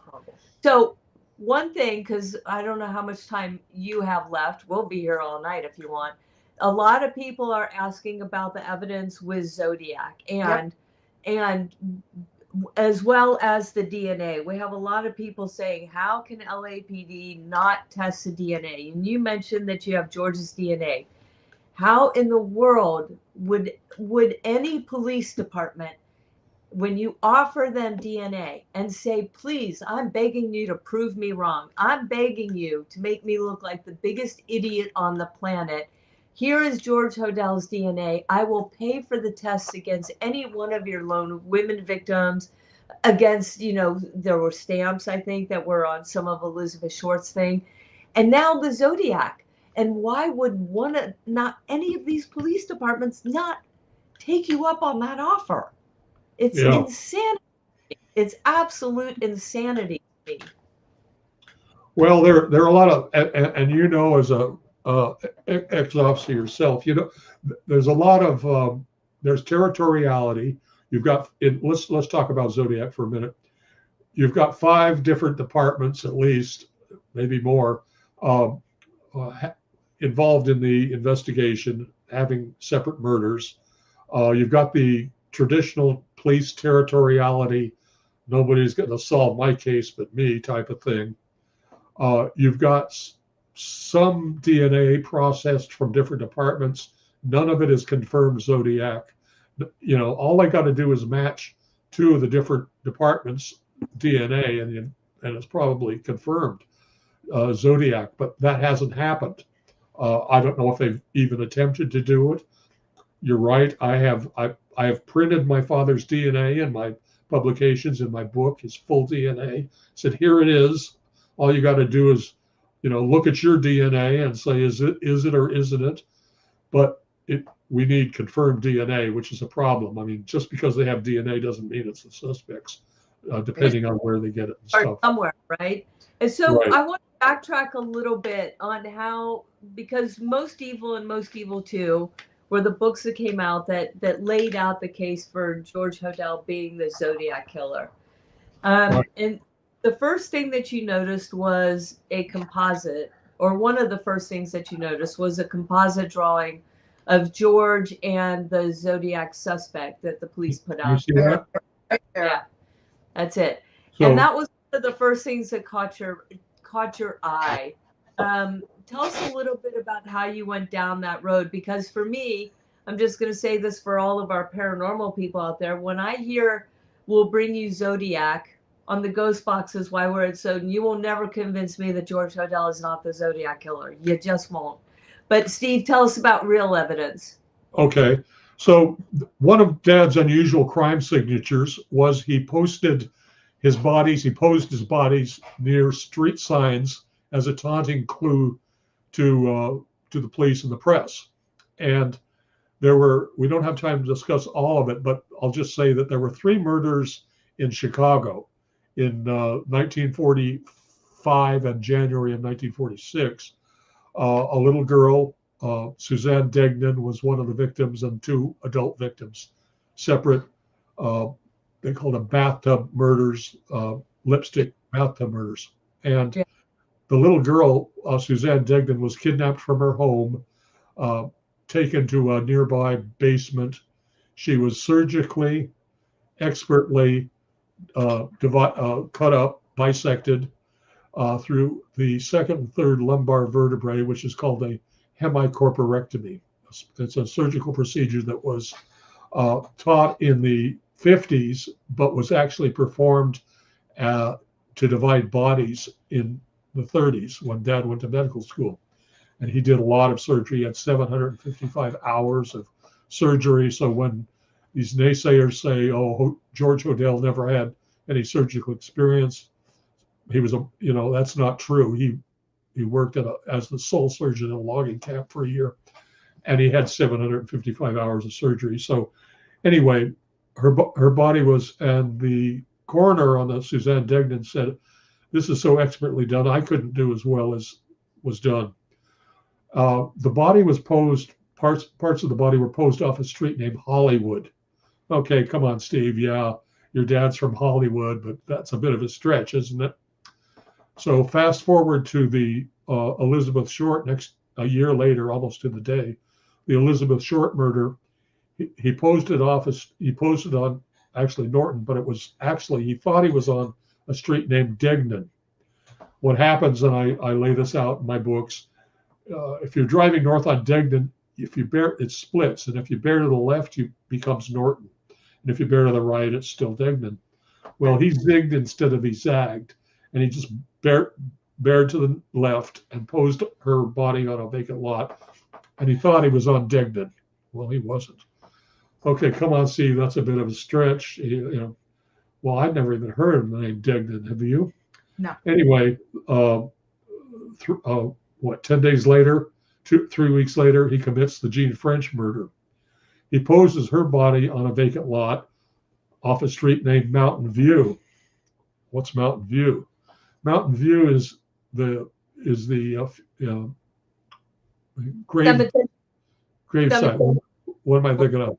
Anyway, she's buried at Mountain View Cemetery. Right. Elizabeth Short's body. She's buried at Mountain View Cemetery. So that's another clue. So then there's a murder in 1967 when Dad, of course, is in Manila, Philippines. There's a murder of a young woman kidnapped, bludgeoned, surgically bisected between the second and the third lumbar vertebrae, a hemicorporectomy. And incidentally, Elizabeth Short was also between the second and third, a hemicorporectomy. So this Lucilla Lalu in Manila is bisected. Her body is posed on a vacant lot off a street named, wait for it, Zodiac. And I'm saying to myself, no, wait a minute, Zodiac, that was a serial killer in San Francisco. I didn't know much about it. We had our own problems with Manson at the same time as the Zodiac.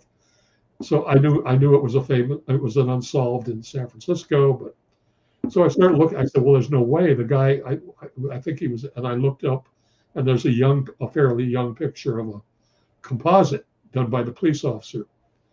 And I'm saying, well, there's no way. Dad was 60. Yeah, he could pass for late 40s easily, but no, there's no way that he could have committed that.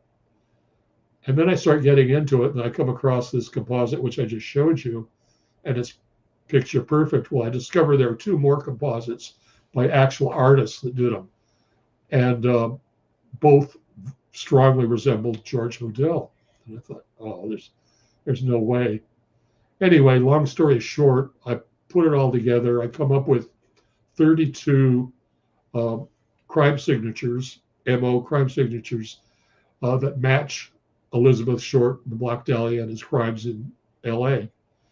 Well, as a investigator, as you know, Karen, if you get 3 or 4, you're going to say, well, we need to take a look at this guy. This could be. 32 is unheard of. Yep. I present all of those in letter writing, sending stuff to the relatives, taunting the police. It's all there. Basically, what George did was reinvent himself.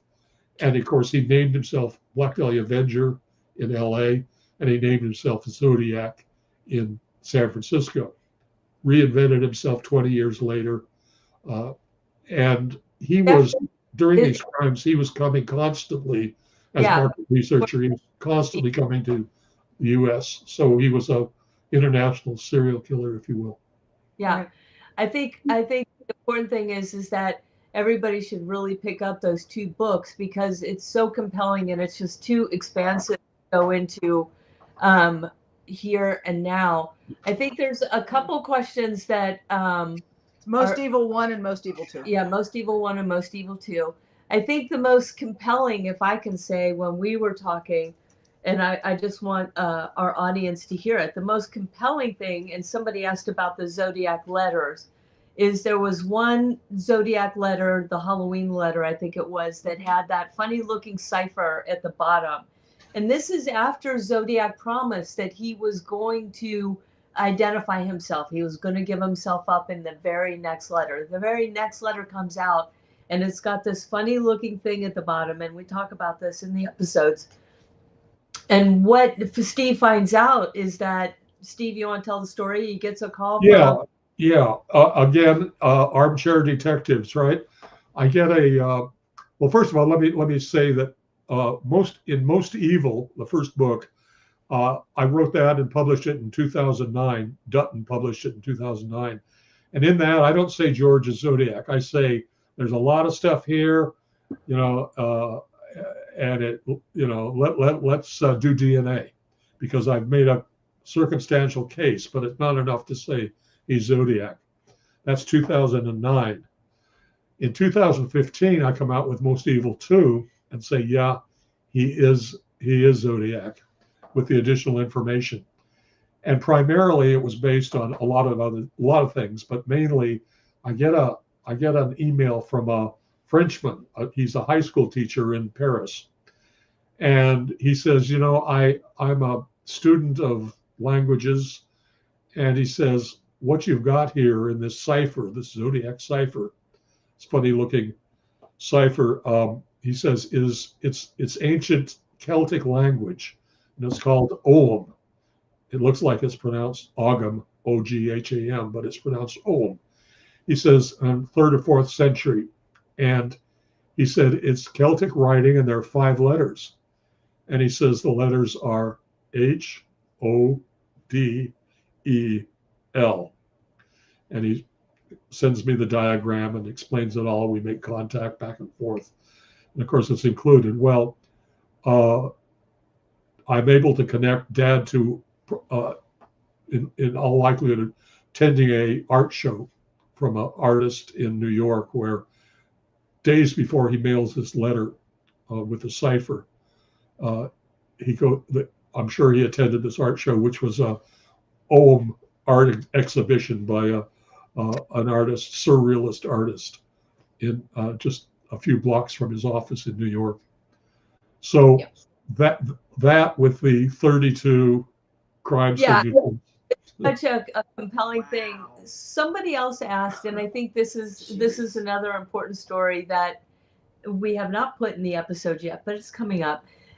Somebody asked if there was any clues that George gave you in the last 10 years why you were so close to him. And I think one of the most compelling stories that you've told us that has not appeared in the episode yet is the hot air balloon ride. And maybe you could tell our people about that episode. So actually that was, when was that? That was actually while I was still on LAPD.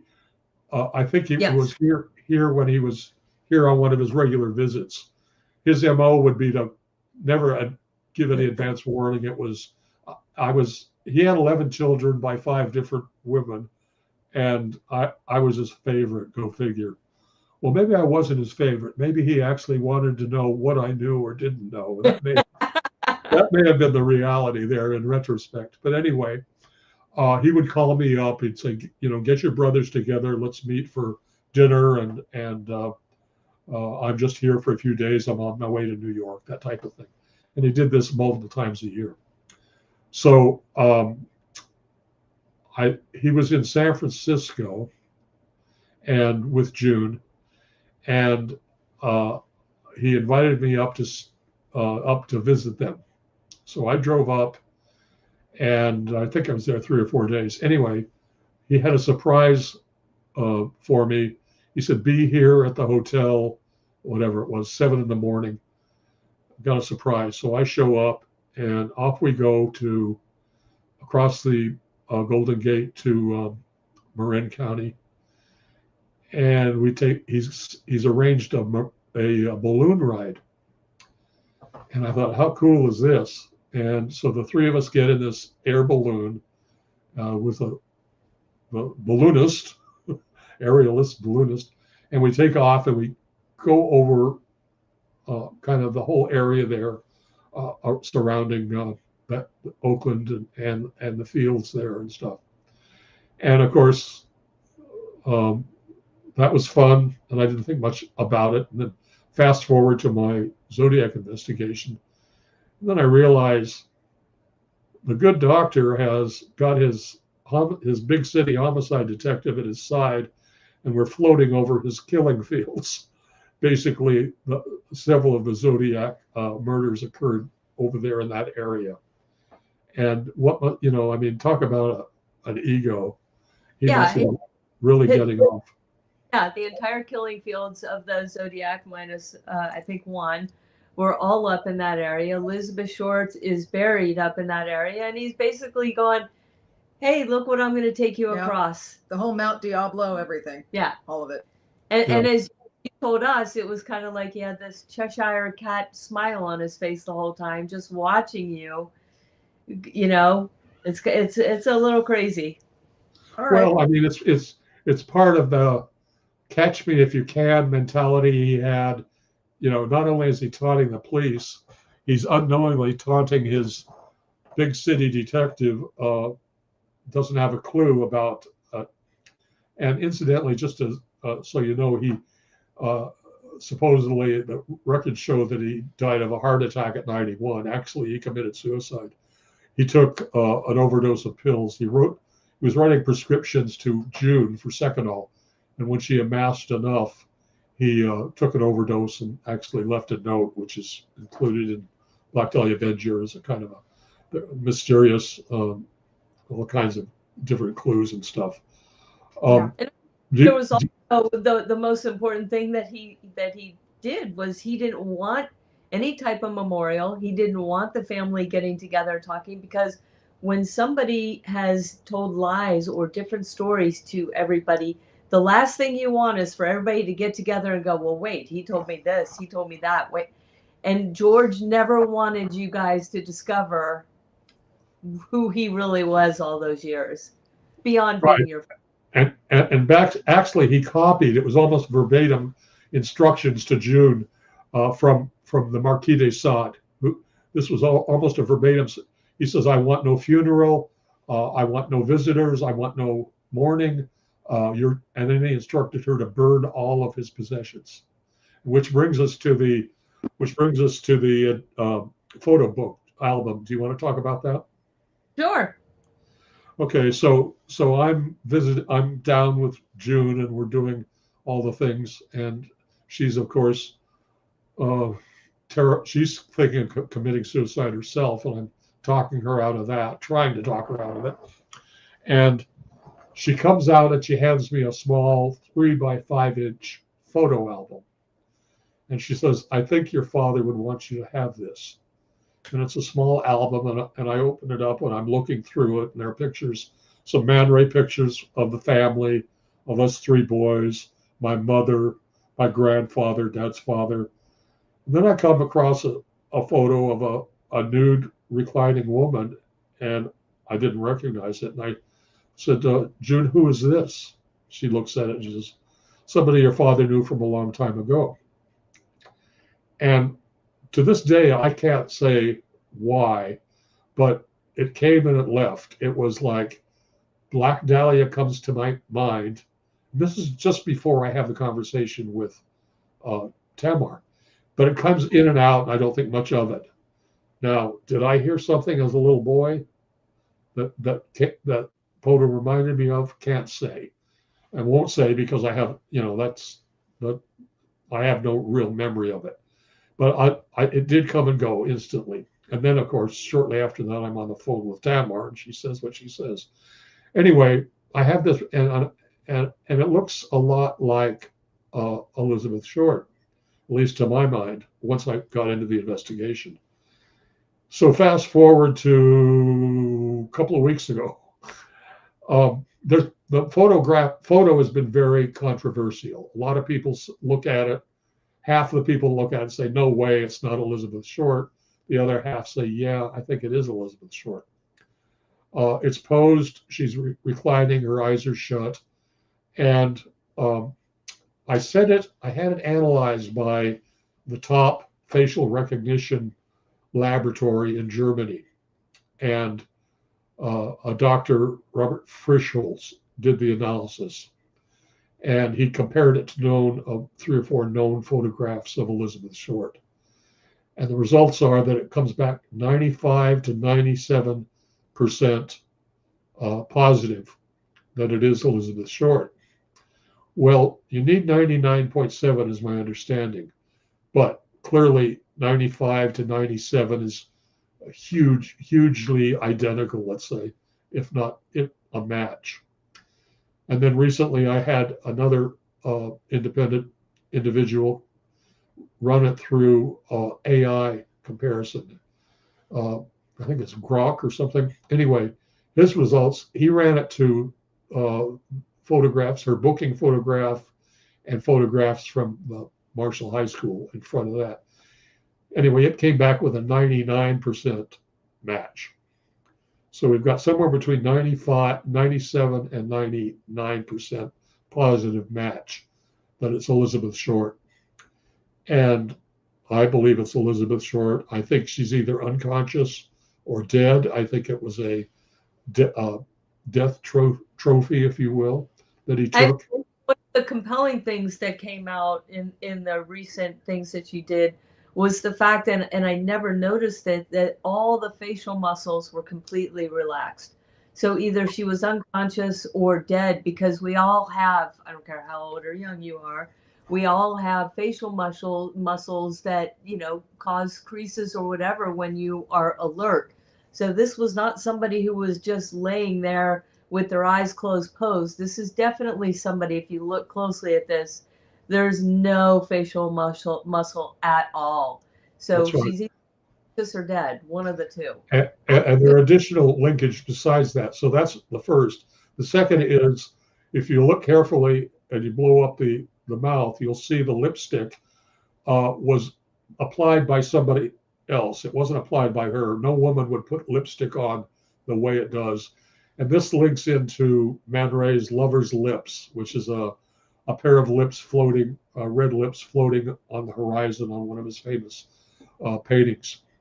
So there's that. There's also a third linkage where in the photograph you can see she's wearing a pearl earring in the photograph. And also in the autopsy photographs, they happen to have one where it showed it blowed it up, appears that earring was taken off and placed inside her ear. Now it's a bit blurry, but you can see the comparisons in my enlargements. And you guys go into Steve's book, what he's saying is he zoomed in on the body of Elizabeth Short. He zoomed in, took the photos, kept going tighter and tighter and tighter. And as he got very close, he could see an earring inside the ear that had either fallen in or been placed there. And it matches the earring in this photo. Right. So I don't believe it fell in. I think it was deliberately a part of the posing, deliberately taking and posing this instrument, you know, just like he did. And we haven't even talked about all of the connections in linkage on the various wounds that he inflicted and as they relate to surrealism. I'm coming out with a new book. Oh my gosh. I promise it'll be my last. I think this will do it. Don't let it be.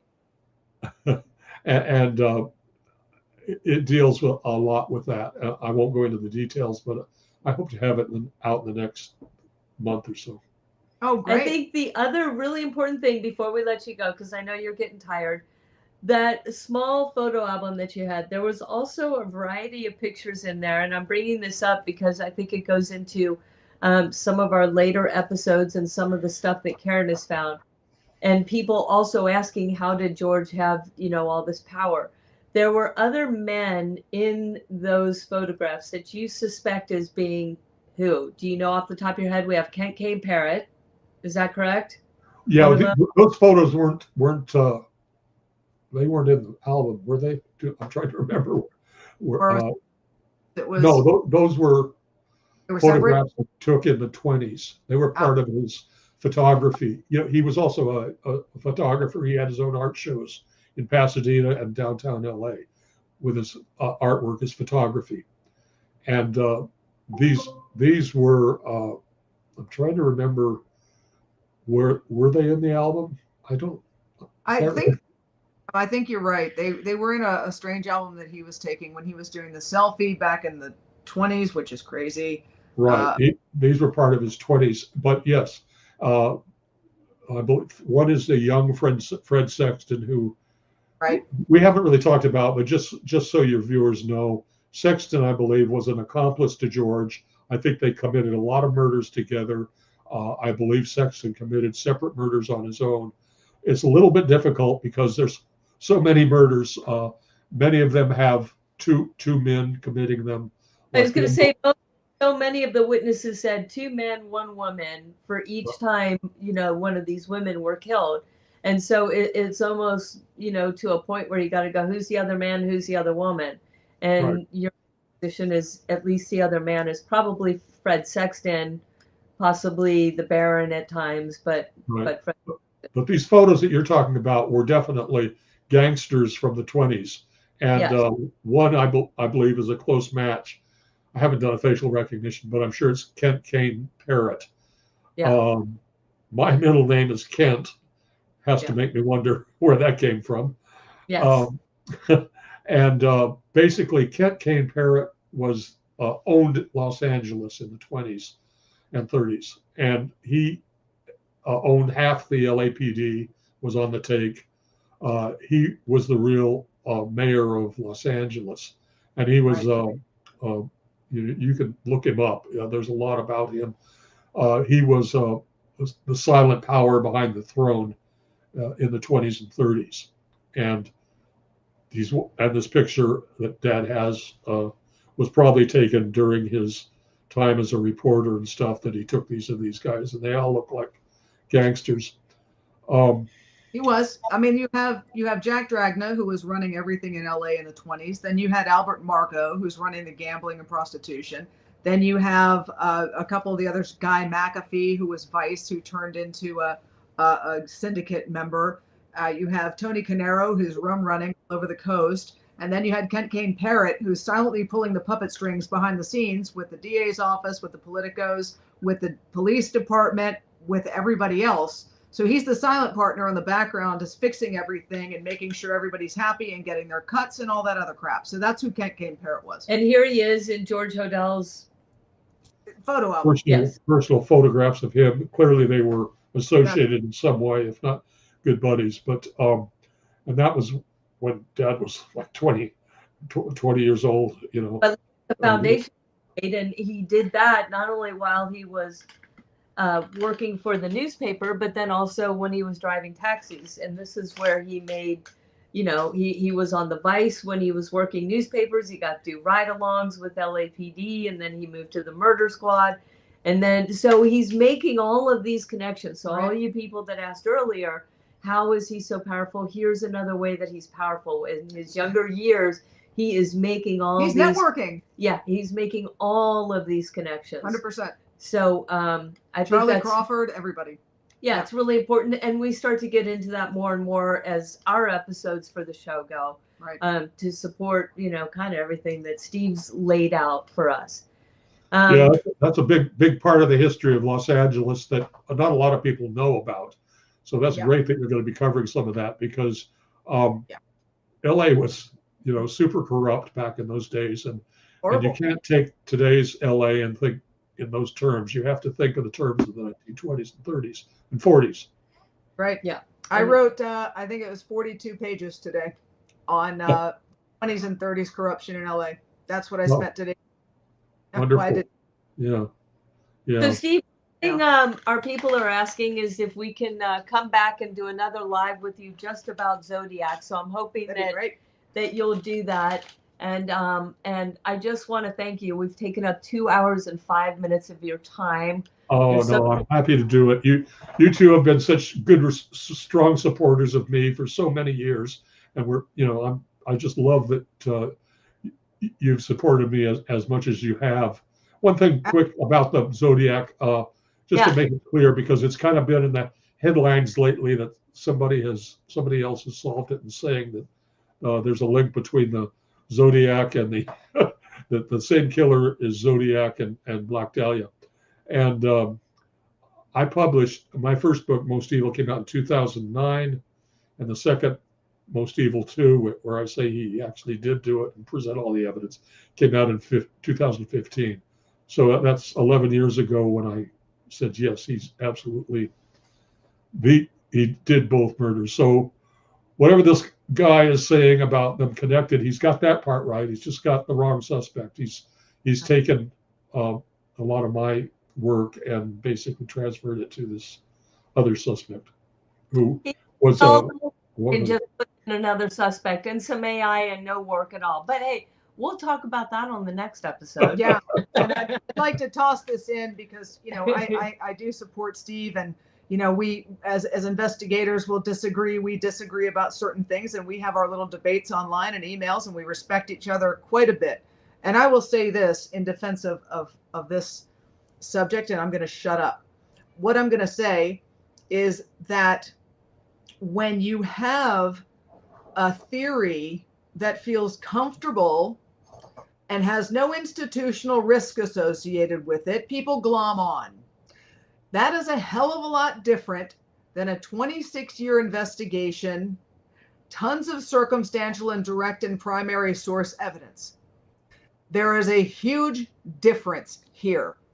And comfort is one of the reasons that some people have come out in support of this instead of vetoing somebody's work over 26 years, perhaps as an investigator and as armchair detectives and people who can be objective and look at stuff.